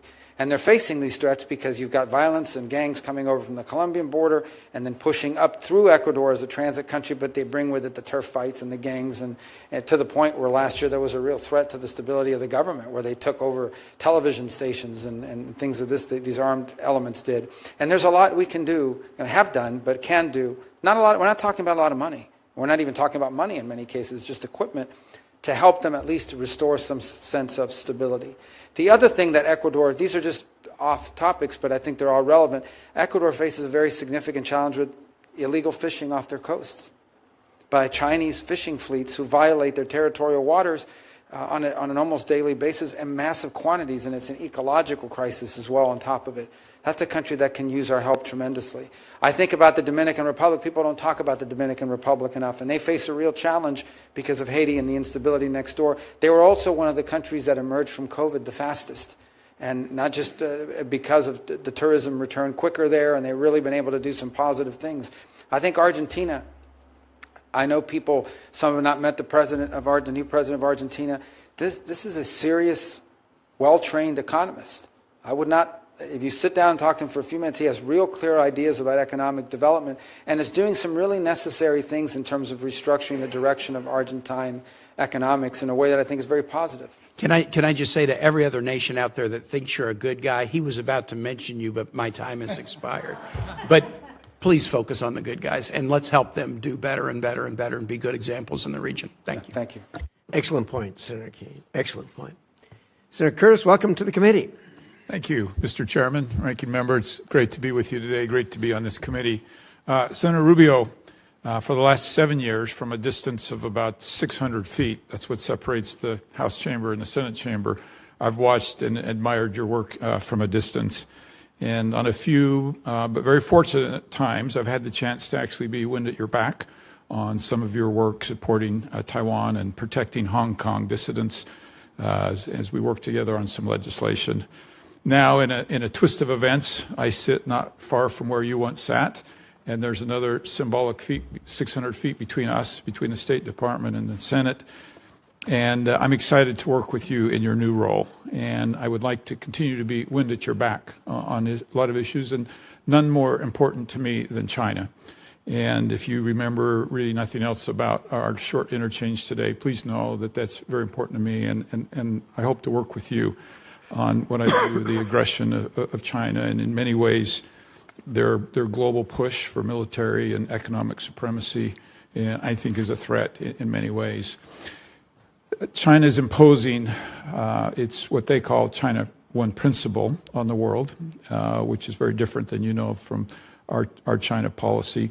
Can you kind of describe how we can push back on that and how we need to make sure we're shaping that conversation? Yeah, and well, the first is to understand that the One China policy is, and the U.S. policy towards the issue of Taiwan has been consistent and reaffirmed by every administration since 1979. And it is the combination of the Taiwan Relations Act with the 6 assurances that make clear that the United States, we're not going to pressure Taiwan into any arrangement. We're not going to tell you when we're going to stop, or if ever. We make no commitment to not helping them in their national defense. We're not going to force any outcomes. And frankly, we are going to do everything, and we reject any effort to coerce, intimidate, and or forcibly drive Taiwan to do whatever China wants them to do. And that's been our position, and that will continue. That was the position under President Trump's first administration. I anticipate it will continue to be in the second administration. I think within that context, it's important for us to find every opportunity possible to allow Taiwan to engage in international forums where important issues are discussed, and they're not represented. Irrespective of what China claims about one China principle, they're not represented. And so the views there need to be made. They need to have an opportunity in these forums to be made clear. But I think stability is critically important. Here's the one thing I would point to here with regards to stability. If the Chinese are in fact serious about stabilizing U.S.-China relations and finding avenues of which we can be cooperated and avoid conflict, then they will not do anything rash or irrational when it comes to Taiwan or the Philippines for that matter. The actions they are taking now are deeply destabilizing. They are forcing us to take counteractions because we have commitments to the Philippines and we have commitments to Taiwan that we intend to keep. And so if they want to destabilize the relationship, or they want to help at least create some pathway for stabilization as we remain engaged in global competition and in some cases more adversarial than others, they really need to stop messing around with Taiwan and with the Philippines because it's forcing us to focus our attention in ways we prefer not to have to. As a matter of interest, I actually lived in Taiwan in August of 1979, 3 months after that act that you referred to, and I think you're very accurate. I think for a minute about Europe, and there's some countries it feels like in Europe because of their presence, Poland, Czech Republic, and Baltics, that are more in tune with this issue. But as a whole, it feels like some European nations are in denial of some of the things you've just said. You talk a little bit about how we work with our NATO friends over there and how we get them to appreciate this and actually play a part in this? Well, I think in the case of NATO, I think I would expand it to really talk about the European Union and the EU, which I think is increasingly every single day coming to the realization of the threat that China's mercantilist policies and unfair trade policies are posing to them. They are flooding the European market with their cheaper electric cars, or attempting to do so. There's a dispute now about the importation of aluminum on sector after sector. You're seeing the EU confronting the reality.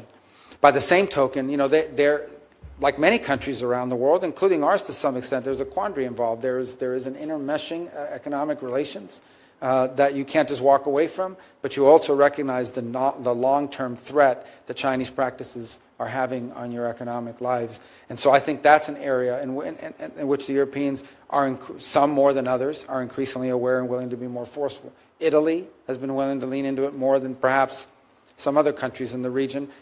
Hopefully that will continue to change. On the security front, look, an event in the Indo-Pacific, say, let's leave Taiwan out of it for a moment and say it's the Philippines. Okay, in the last 48 hours, there's this massive, I don't even know how to describe it, but this massive ship that the Chinese have built that's like headed towards the Philippines, and the Philippines feels threatened by it, rightfully so.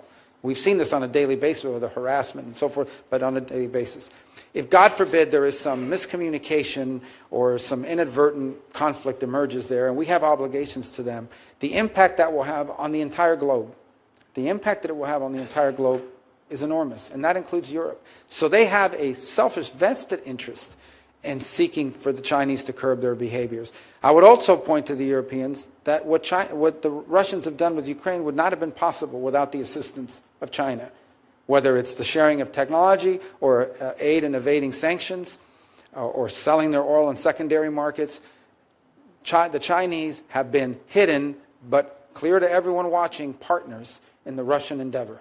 Yeah. And the Europeans know this, and they need to be continually reminded of it because it reveals the nature of who we're dealing with. That was actually my next question, so I'm going to skip that one, but thank you for addressing that. I want to turn to Hong Kong. I mentioned I lived over in that area, and I actually remember as a young man in the 1980s shopping for a camera in Hong Kong. As a businessman in the 2000s, I tried to sell my product over there in Hong Kong. I've been over there a number of times as a tourist and just enjoyed that beautiful city. And unfortunately, today, none of that is possible. As a matter of fact, I actually have a warrant for my arrest over there because of the work in the house that I've done over there. Can you talk a little bit about the role there, and what's even worse is Hong Kong's now playing a role in facilitating sanctions evasion and money laundering. And can you address that issue? And well, I think it's important to take 30 seconds down memory lane. Hong Kong was turned over by the UK with a strong set of assurances that it would remain autonomous and independent.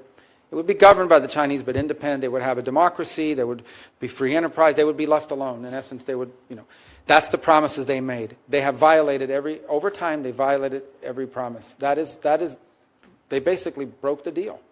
Just like they lied about all the island chains that they said they weren't going to populate and militarize, and they have done so as well. And so today we cannot consider Hong Kong to truly be autonomous anymore. It is not. It is now under the full control, especially on national security matters, of Chinese authorities. And it should not be surprising to us that these deeply rooted banking institutions that are in Hong Kong, who long have served as financial capital on the global scale, are now being used to the benefit of the Communist Party and to evade global sanctions. And I think there has to be a growing recognition of that. I also think it's important to remind those sectors in finance that are still involved there that the Chinese national security law that's now been implemented in Hong Kong allows them, if they don't like what you're doing, to basically trump up any charges they want, go into your offices, raid the boxes, see all of your files, threaten to jail you, and they've done so in some cases. So it's no longer a hospitable place for people to conduct financial activity. So I think we have to call it for what it is. The notion that Hong Kong is now some autonomous entity that operates within China's system but independent of it and the decisions they make is a complete work of fiction. Yeah, and I hate to, I want one more quick question, but I also want to point out before we go on how good it could have been for Hong Kong and China had they kept that agreement. I think that'd been a whole lot better for China. Last question as we run out of time. Obviously, there's a lot of conversation about Panama in the news. Can you talk about the Chinese influence in the Panama Canal, what Americans should know? Well, let me tell you, I actually didn't print a lot of, things to read like verbatim here, but there's one that I thought was interesting that I wanted to share, and I'm not going to put it out there for everybody, but the whole thing, but maybe I'll submit it for the record. But I just went through, this thing with Panama and the canal is not new.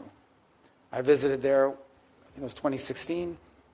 I think I've consistently seen people express concern about it, and it's encapsulated here in quote after quote. Let me tell you, the former U.S. ambassador who served under President Obama said, the Chinese see in Panama what we saw in Panama throughout the 20th century, a maritime and aviation logistics hub.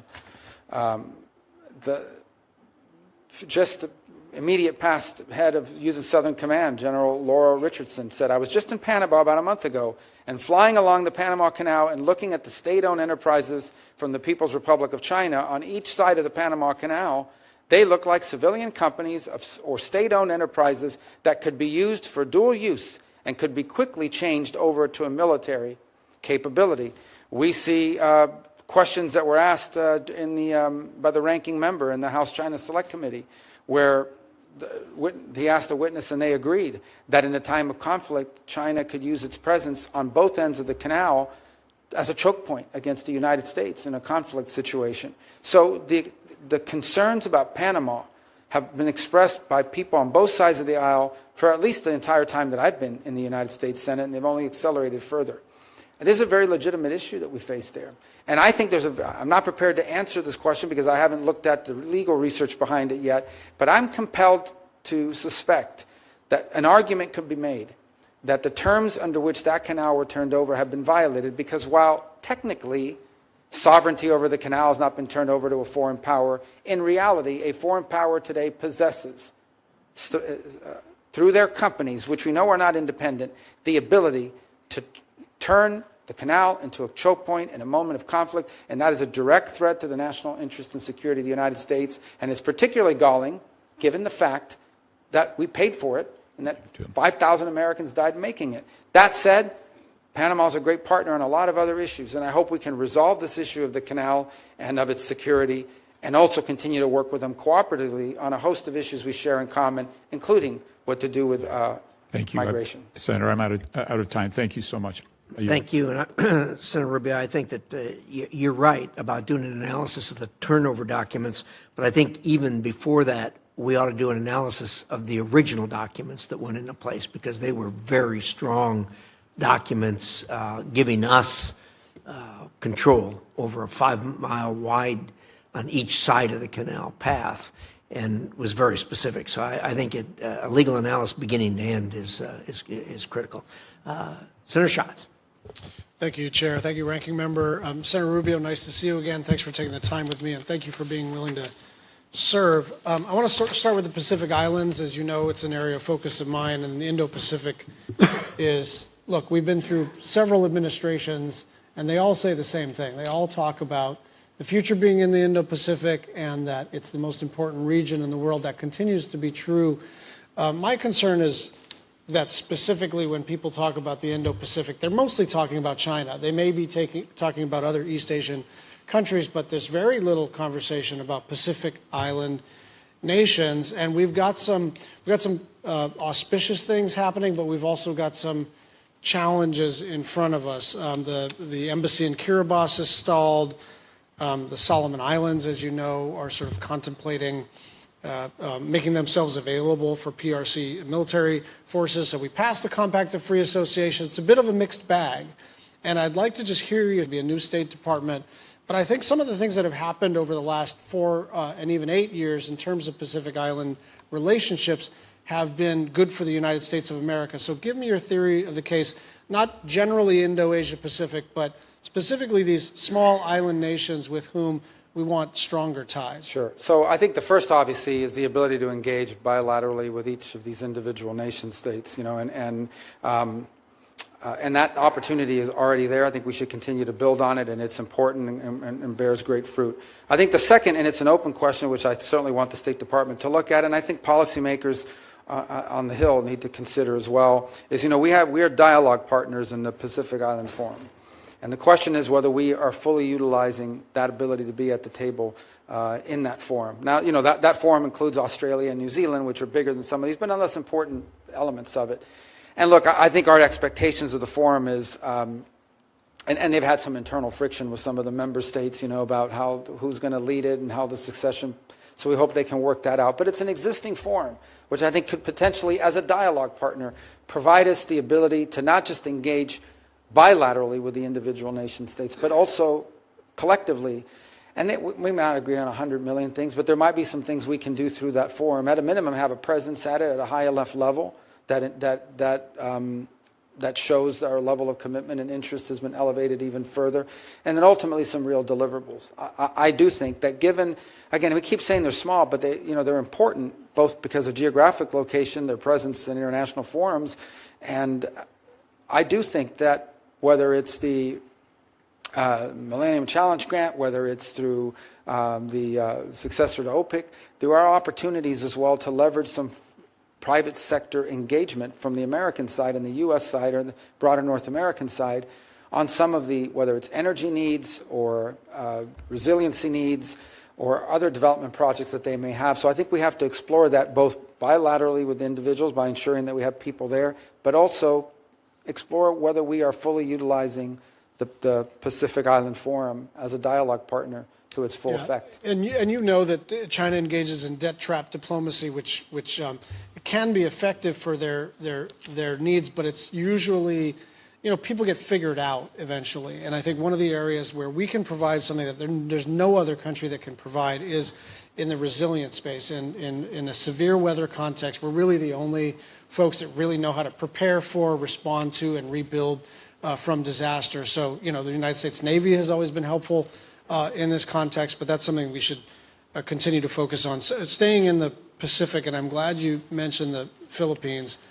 My theory of the case here is that not that China has decided that its risk appetite is higher, but rather that the things that they are doing are not so risky at all. And that's because we have not been in a position to impose consequences. And I think one of the places where we have a good and growing partnership, and obviously bilateral economic and treaty obligations, is the Philippines. And in addition to the Enhanced Defense Cooperation Agreement, and in addition to the Luzon Corridor economic partnerships, I'm just wondering how you see that growing democracy, one of our best allies on the planet, how you see that as strategically important for the United States. Well, I think it's important. First of all, it's always been strategically important for the United States. Obviously, our military presence there diminished greatly as a result of some of the decisions that were made within the Philippines, but now you see a willingness to see us return. Look, we're not looking to militarize the Philippines, and this is not, I think it would be a mistake to solely view it as a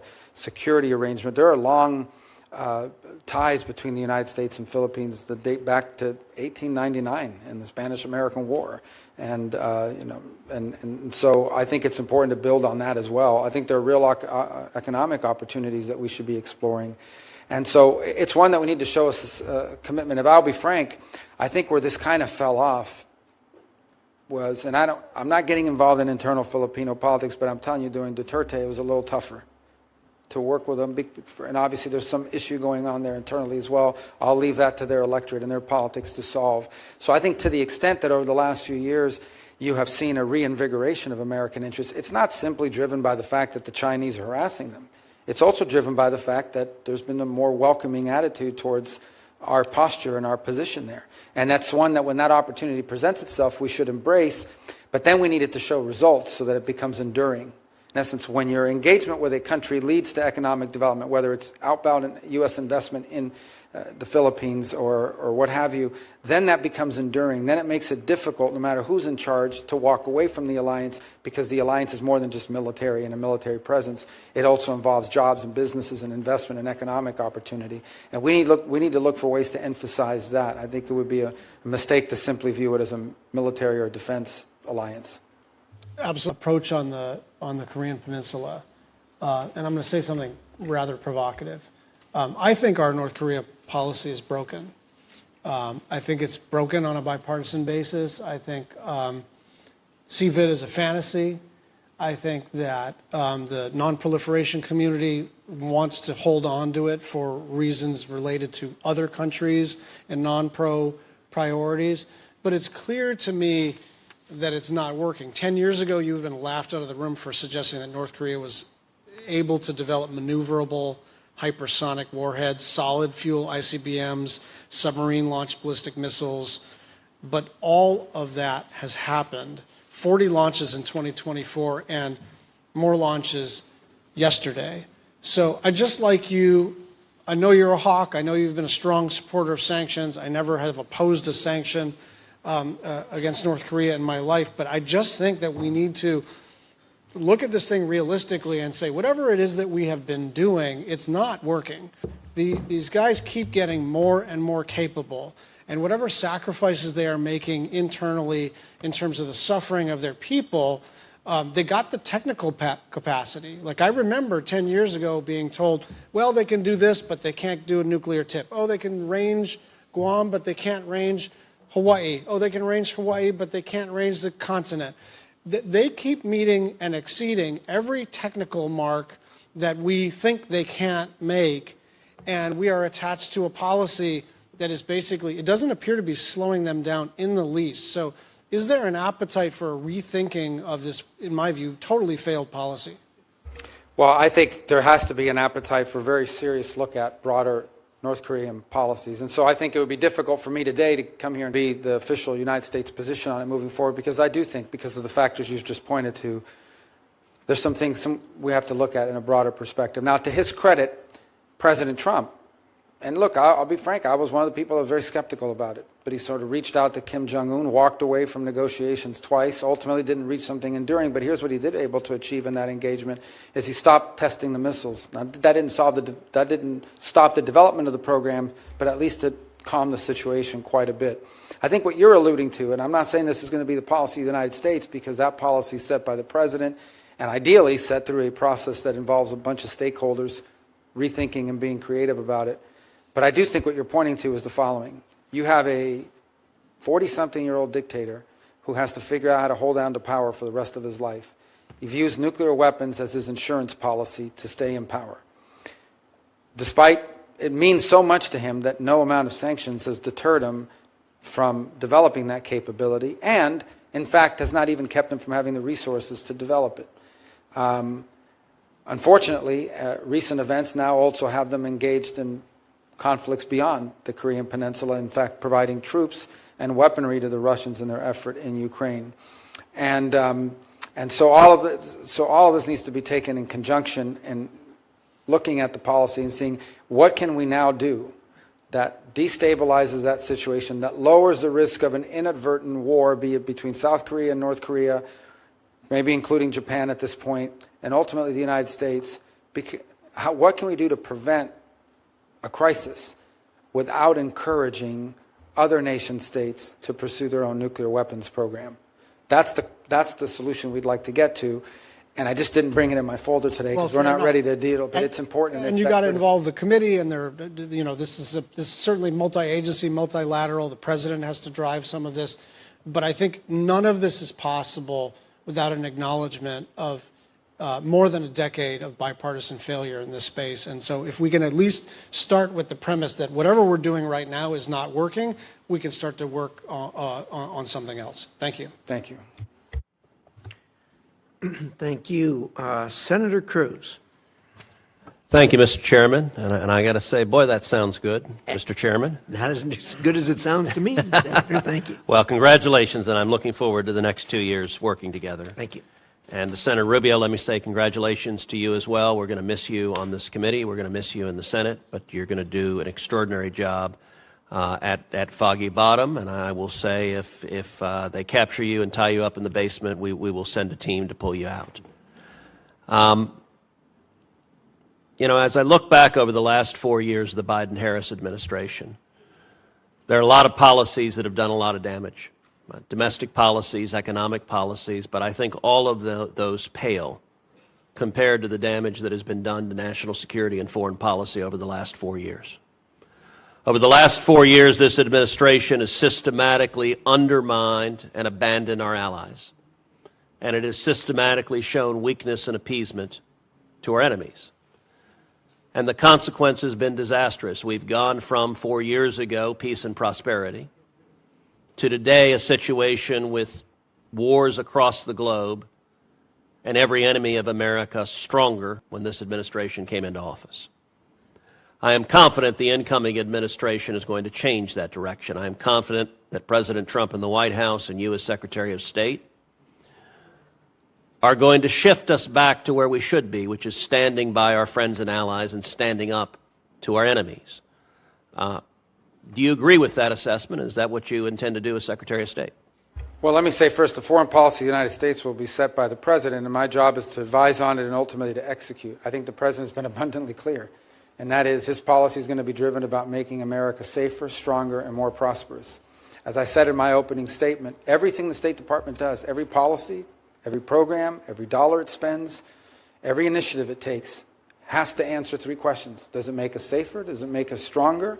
Or does it make us more prosperous? And if it doesn't, if the answer is not yes to one of those three, you're going to have a hard time moving that forward, because that's the priority that the President, and that's the priority that, by the way, voters gave this President when they elected him. You point to a number of things that I think are critically important, and let me, I'll phrase it a different way, but I think we're saying the same thing. We have lost deterrence in multiple theaters around the world. So as an example, and I use this as a small-scale example, but it's really an important one. I think of the year was 2019, the Wagner Group tried to get cute and came after some of Americans operating in Syria. And fire from the sky rained down on them. And that group was pushed back pretty hard. That's deterrence. They threatened us, and they knew what the response would be. I recall the consternation here and in other places when Soleimani met his demise. But I can tell you it impacted Iranian behavior for a substantial period of time. No matter how tough they talked, it impacted their behavior. I think it's important to reestablish deterrence. And to the extent that that's been lost for a variety of reasons, the lack of deterrence is an invitation to war. The lack of deterrence is an invitation to hostility. It prevents the very thing that we hope to achieve, which is peace and stability in the world.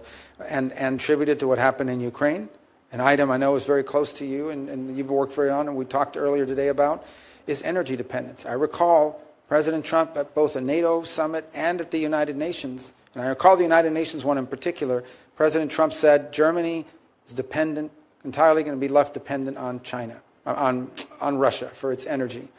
And they laughed at him. There were diplomats in the hall that were snickering. That's exactly what happened. It is one of the reasons why Putin believed he could invade Europe, is because Europe would not push back because they depended on him so much for energy. Now, Europe is to be congratulated. They have moved very swiftly, particularly the Germans, to diversify their energy resources. But One could argue that we may never have had that invasion had that dependence not existed, because maybe who would have thought the European response would have been more forceful than he anticipated.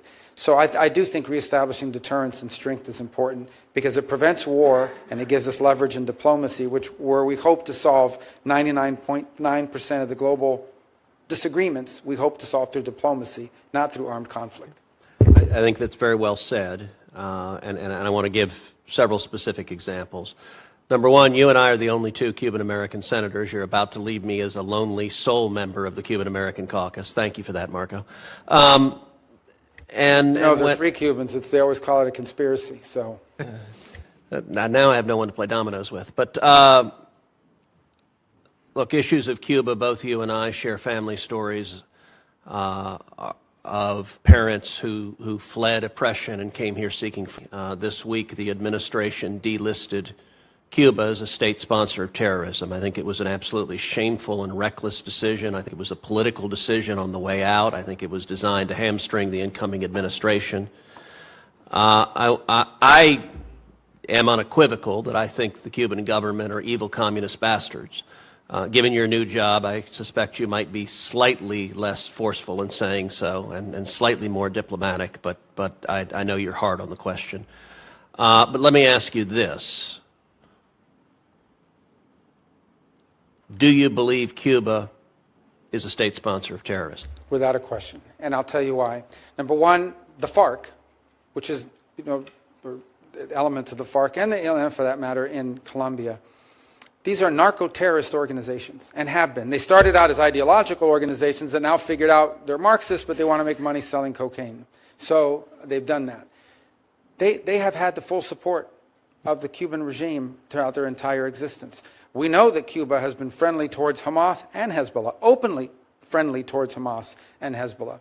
We know as well that the Cuban regime, for example, hosts not one but 2 countries' espionage stations within their national territory, 90 miles from the shores of the United States, and that provide valuable insights and cooperate with these elements. We know that they have strong ties to Iran as well, and the terrorist elements associated with them. And we know for a fact that there are fugitives of American justice, including cop killers and others who are actively hosted in Cuba and protected from the long arm of American justice by the Cuban regime.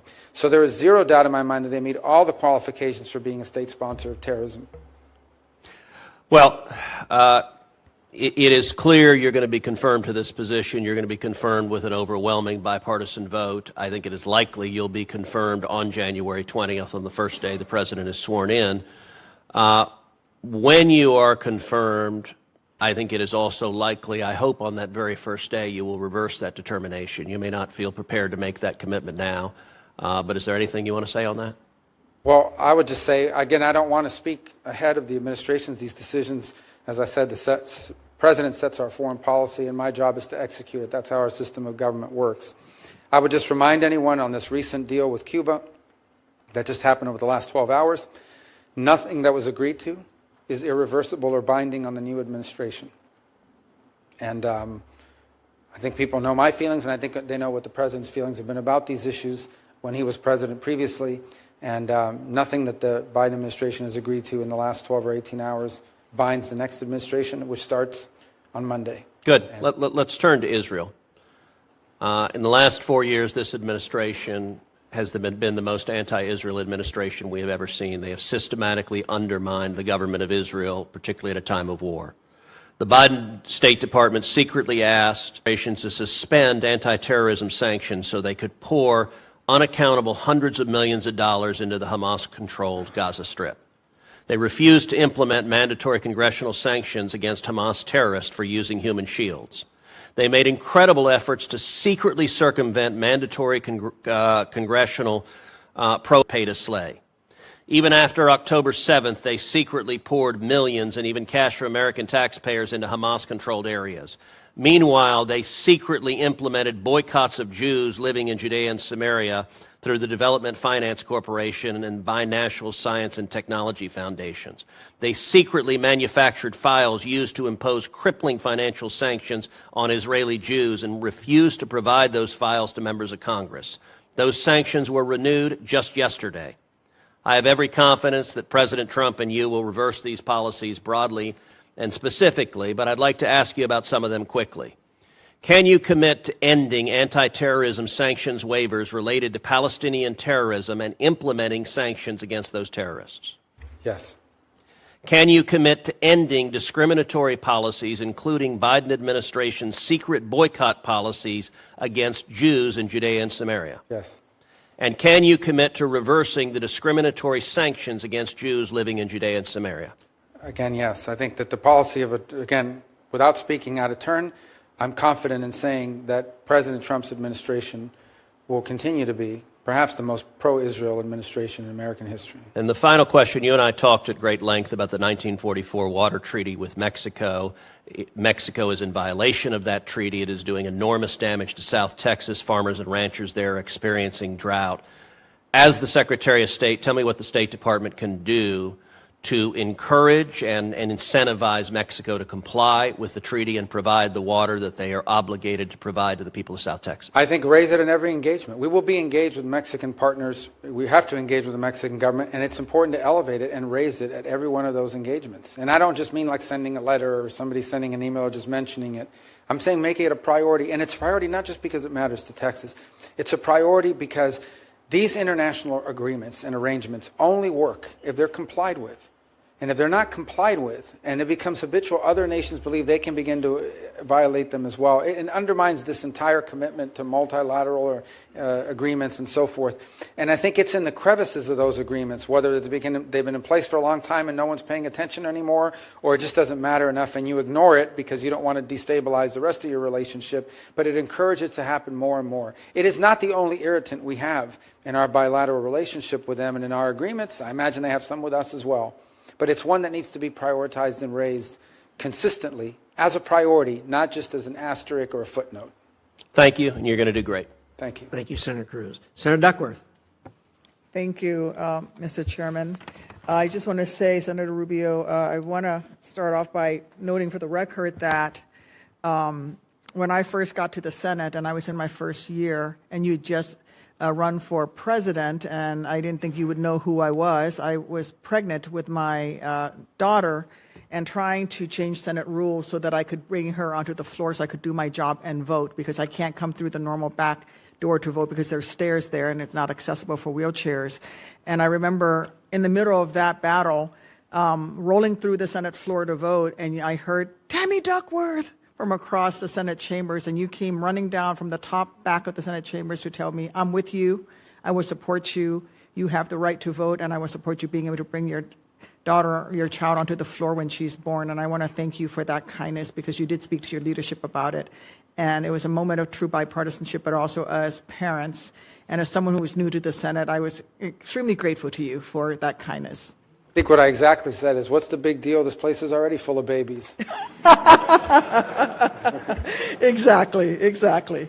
So I want to touch on a topic we discussed last month. Thank you for sitting down with me. I always appreciate the opportunity to sit down with nominees.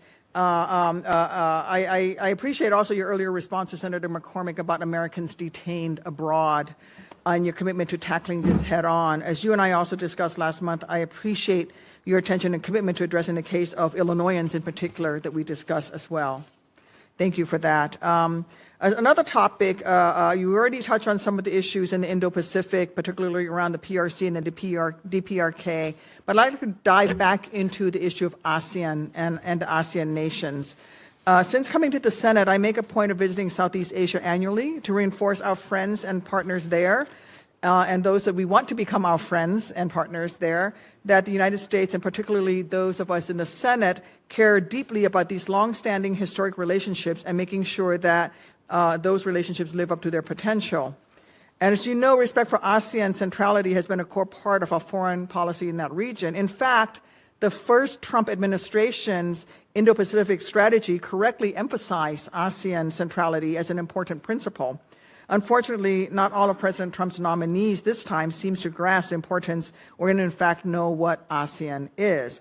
Yesterday, I was distinctly unimpressed when questioning Secretary of Defense nominee Hegseth that he could not mention a single nation in ASEAN particularly shameful when we have at least two major non-NATO allies in the bloc, one of which, Thailand, is the longest treaty alliance that the United States has, at over 190 years long.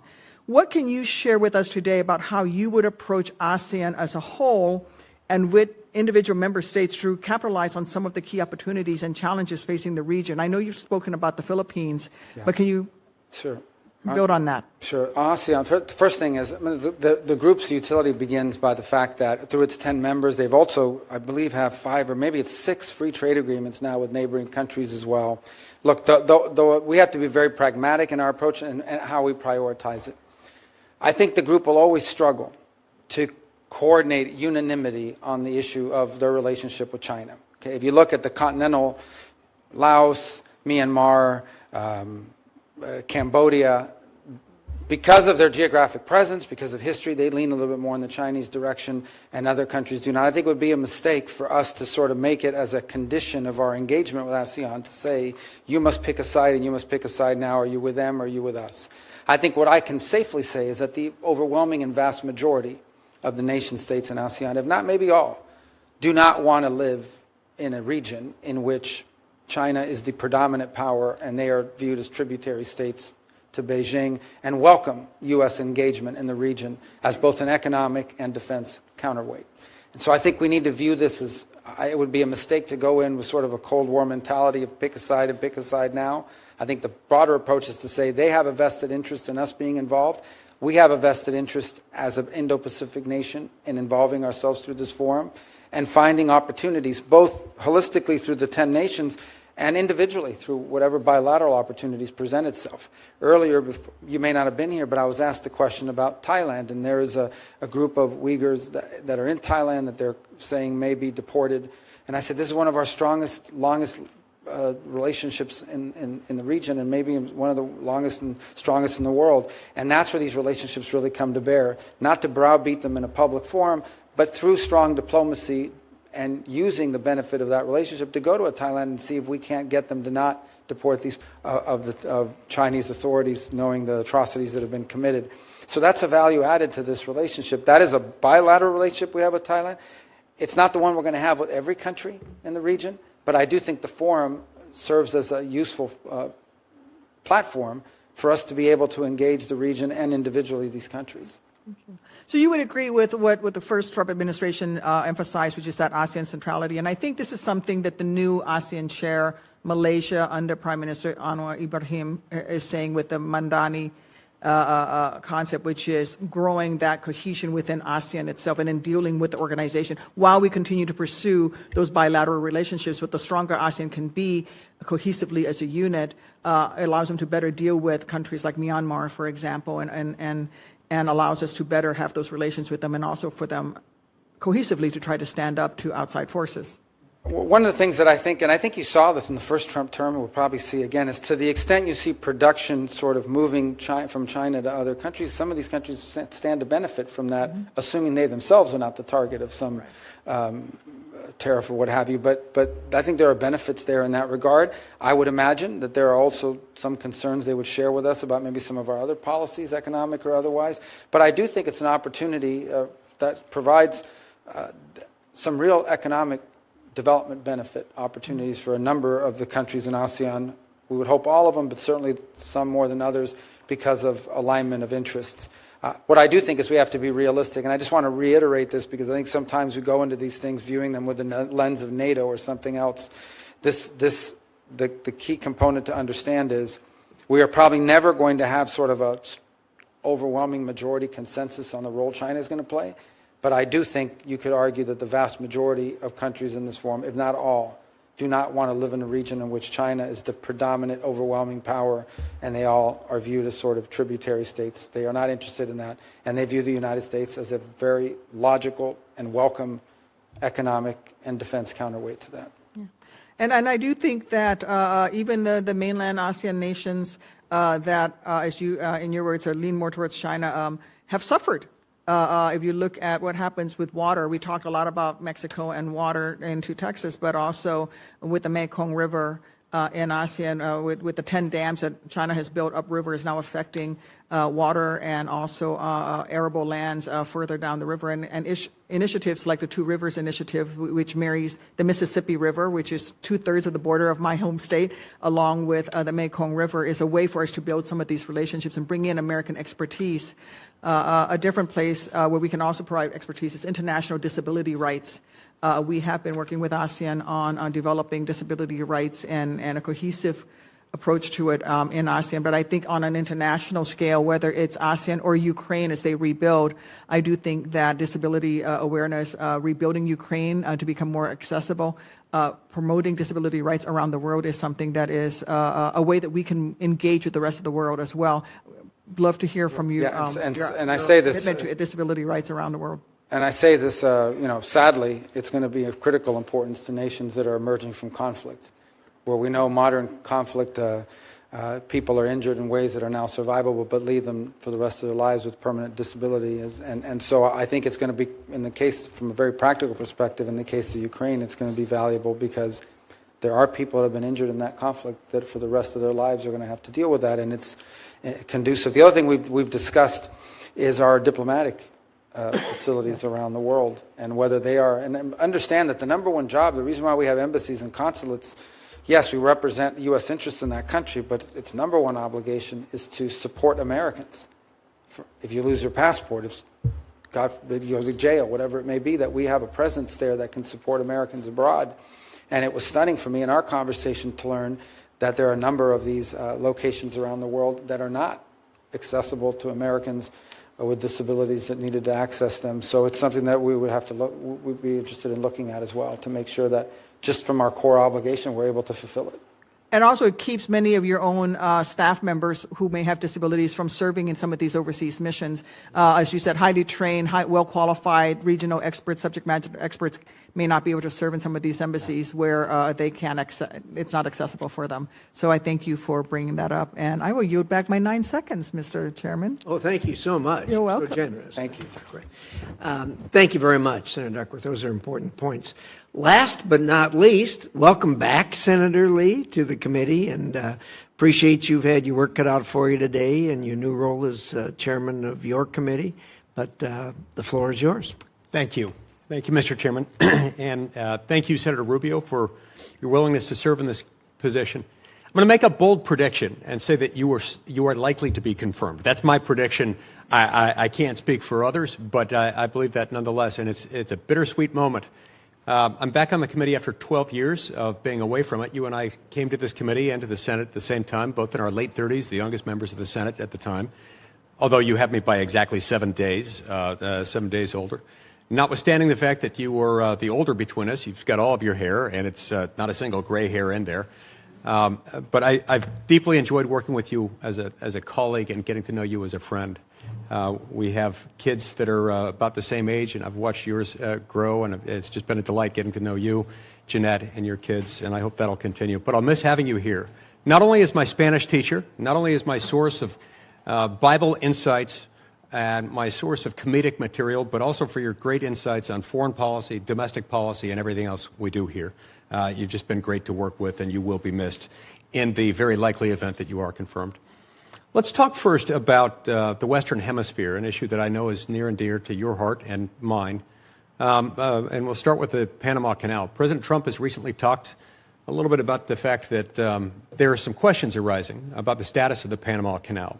When we look to the treaty at issue, the treaty concerning the permanent neutrality and operation of the Panama Canal, we're reminded that some things maybe aren't quite as they should be there right now, given that the Chinese now control major ports at the entry and the exit to the canal. It seems appropriate to say that there's at least an open question. There's some doubt as to whether the canal remains neutral. Would you agree with that assessment? Yeah, and yes. Here's the challenge. Number one is, look, I want to be clear about something. The Panamanian government, particularly its current office holders, are very friendly to the United States and very cooperative, and we want that to continue. And I want to bifurcate that from the broader issue of the canal. Now, President Trump is not inventing this. This is something that's existed now for at least a decade in my service here. I took a trip to Panama in 2017. When on that trip to Panama in 2017, it was the central issue we discussed about the canal, and that is that Chinese companies control port facilities at both ends of the canal, the east and the west, and the concerns among military officials and security officials, including in Panama at that point, that that could one day be used as a choke point to impede commerce in a moment of conflict.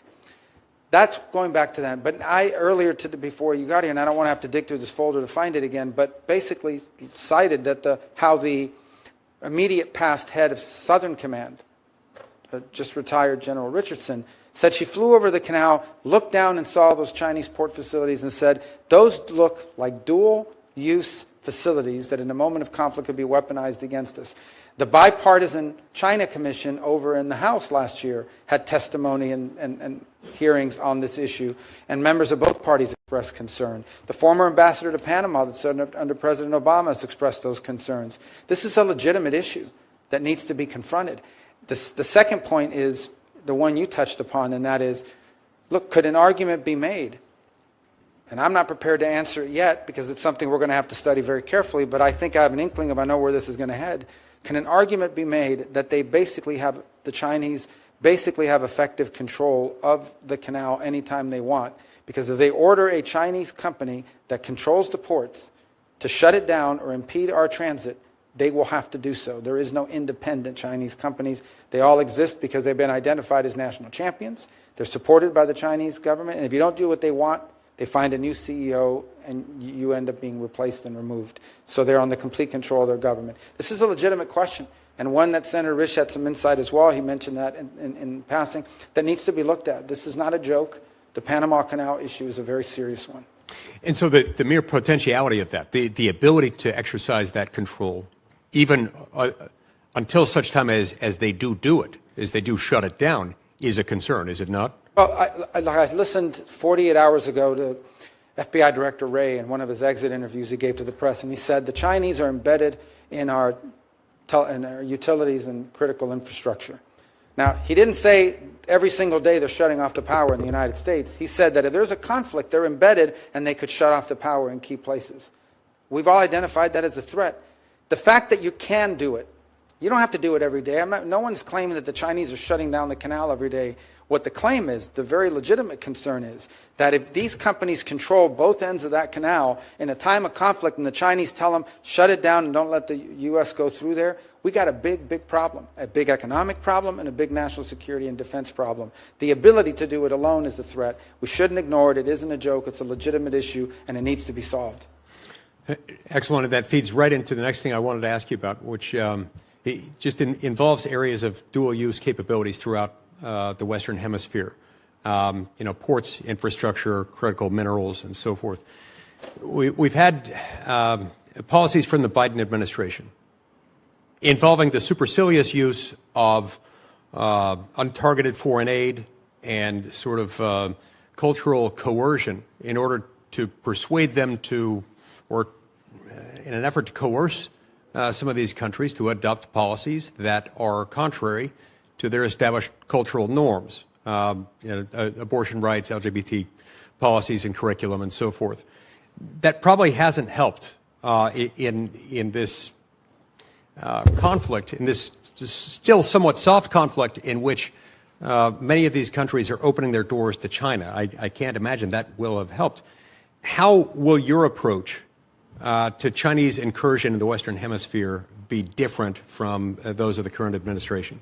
Well, there are a couple points. The first is the Chinese incursion in the hemisphere involves, number one, investment of dollars. Like, as an example, they go into some country, they say, here's $5 million or $10 million to build a stadium, but in exchange, you have to let us build out your 5G network using Huawei, safe cities, and the like. And by the way, here's a couple $1 million for you and your friends as a bribe. Okay, that's their first level of engagement. They go in and then in some ways they create deals that you can not possibly pay back. So now you've got a debt that you can't pay back, and they have you trapped. And now they've got your vote at the UN and your cooperation on X, Y, and Z. And that happened in Panama, by the way. In 2016, 2017, that was well understood that part of the investments they made in Panama were conditioned upon Panama's ability to convince the Dominican Republic and other countries to flip their recognition away from Taiwan. That happened. So that's number one. The second element of their involvement is they go into a country and a Chinese company will buy up the lithium mines or access to the rare earth minerals in these long-term contracts. And that exists in allied countries. The Argentines will tell you there are a number of business deals that the Chinese and Chinese companies have gotten a hold of in Argentina that even if they wanted to back away, they can't get out of the deals because of the way they were structured. So that's number two. And then number three is their presence. The Chinese are actively involved in a military installations in the Western Hemisphere on the island of Cuba, 90 miles from our shores. Only a few hundred miles from where Space Force operates and NASA and Cape Canaveral. Only a few miles from MacDill, where we have Central Command and Special Operations Command. Only a few miles from Southern Command. Only a few miles from Eglin Air Force Base and the test range we have out in the Gulf of Mexico. All of these things, this is real, and it's operating right off the coast of the United States. They have a presence in our region. So we have to acknowledge that this is happening, and then we have to be present and have counters to each of these, and/or there has to be consequences for each of these. Fortunately, the United States has strong relationships in multiple key countries in the region, and I think we have the opportunity to build upon that and in ways that can attract the sort of investment that they would rather have than the Chinese investment. But right now it's not available. It's not happening. There is no American alternative to what the Chinese are offering. So hopefully we can provide the openings for that. Indeed, and I appreciate your enthusiasm and thoughtfulness in providing that answer. Now, you touch on another issue when you reference the significance of agreements made by prior administrations. Obviously, the Javier Milei administration in Argentina wouldn't have been as likely to enter into those arrangements as his predecessor was. In the United States, we have to keep this in mind. The Constitution, of course, allocates the treaty-making and binding power. It spreads it out between two branches. The president can enter into a treaty, can sign a treaty, but that treaty isn't ratified unless two-thirds of the Senate does it. So it flips the usual legislative process because it's a different type of legislation. Would you agree with me that that type of arrangement, which is submission of a treaty after the president has entered into it, after the president has signed it, the submission of that treaty to the Senate for ratification and the ultimate ratification by the Senate is a necessary precondition for an international agreement to be binding on the United States of America? To be binding beyond the administration that entered into it. This was the case of the JCPOA, which was being sold to people as a treaty, but it wasn't. And the reason why it was a political agreement. It's basically a political arrangement between the current administration and the regime in Iran, and that's why President Trump had the authority to pull us out of it when he did.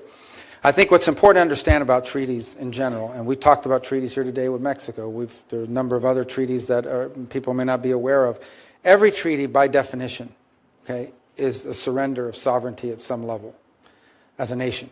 But you do it and you enter into it. Why? Why do you enter into a treaty even though you're surrendering some sovereignty? Because you've concluded that that surrender and the benefit of it to the national interest or the national security far outweighs the surrender of sovereignty and the consequences of it. And that is why it's so critical that the Senate be involved in that deliberation. Because an individual administration may get that calculus wrong. But when you have this overwhelming majority that concludes that it too agrees that that surrender of sovereignty is exceeded by the benefit of the treaty, now you know you've increased your chances of having something that's good and makes sense. And so, I agree with your view of it, and I think that's the way I would hope we would pursue arrangements in the future if we enter into any. That's why it takes two-thirds. Thank you so much, Senator Rubio. Thank you, Mr. Chairman. Senator Rubio, we know you have an appointment at the White House at 3 o'clock. Senator Shaheen has one brief question for you. I have a couple of brief remarks, and then we'll get you on your way. Yeah. Thank you, Senator Rubio. I think that was a very impressive display of your knowledge of the global situation. But the one area that you mentioned, but we haven't really talked about, is the Arctic. And given what's happening in the Arctic and China's designs on the Arctic, can you just speak to what you think our posture ought to be with respect to the Arctic? Well, we're an Arctic power. The Russians are legitimate Arctic power. The Chinese are not. Whether they're near Arctic power or I don't know what the term they came up with to give an excuse for them to be up there. Crazy. I think, frankly, I know you didn't ask me this question, but it's one I welcome the ability to talk about in some of this discussion with Greenland, putting aside all the things that are going on in the media. I think we need to understand that Greenland has been strategically important to the United States and to the West for a very long time. In fact, in 1941, at the outbreak of World War II, the United States was signed up as a protectorate, even though the Denmark had been occupied. You think back into I think Harry Truman tried to buy Denmark. Harry Truman had made an effort to try to buy it for like $100 million. He was rebuffed. And then the U.S. has maintained through a mutual defense agreement there the opportunity to base itself, to have military bases, and it had them for a while. Why? The reason why is because of where it's located geographically. Yes, the access to the minerals on Greenland are critically important. But as more navigable space is opening up in the Arctic, particularly this northern passage that goes from Russia to China, Russia to Asia, and could cut transit times by as much as 40%, the Arctic is going to become incredibly critical. And so we have to have a presence there. We have to have a presence there, not just saying, okay, we have a base, we have 200 people, or we have a flag flying. We have to have the ability, for example, to have the ships that can navigate on the naval level and keep those shipping lanes open if, in fact, they're being threatened. We have to have partners along the Arctic region that will join us in ensuring that the Arctic region is open for free and flow of navigation as these passages open up, because global trade is in many ways going to be infused by it. We have positions within the State Department that I think in the past have been diminished, or people just haven't paid a lot of attention to. And I just had this conversation the other day with Senator Murkowski, that all of a sudden I think people are interested in serving in Arctic affairs and in Arctic posts, because this issue of Greenland has opened our eyes to the broader geographic importance of the Arctic region, which long has been a curiosity or something people have not talked about. But I think now we have the opportunity to see it for what it is, and that is one, if not the most important, one of the most critical parts of the world over the next 50 to 100 years will be whether there's going to be freedom of navigation in the Arctic, and what that will mean for global trade and commerce. Thank you. I'm going to order that Senator Rubio's responses, written responses to the questions regarding his relationship with this committee be filed for the record. I'm also going to order that the letters in support of Senator Rubio's confirmation be entered in the record. And finally, I want to say thank you, Senator Rubio, for providing us with the benefit of your testimony, your responses, and your knowledge. It was outstanding. This committee takes oversight of U.S. foreign assistance extremely seriously.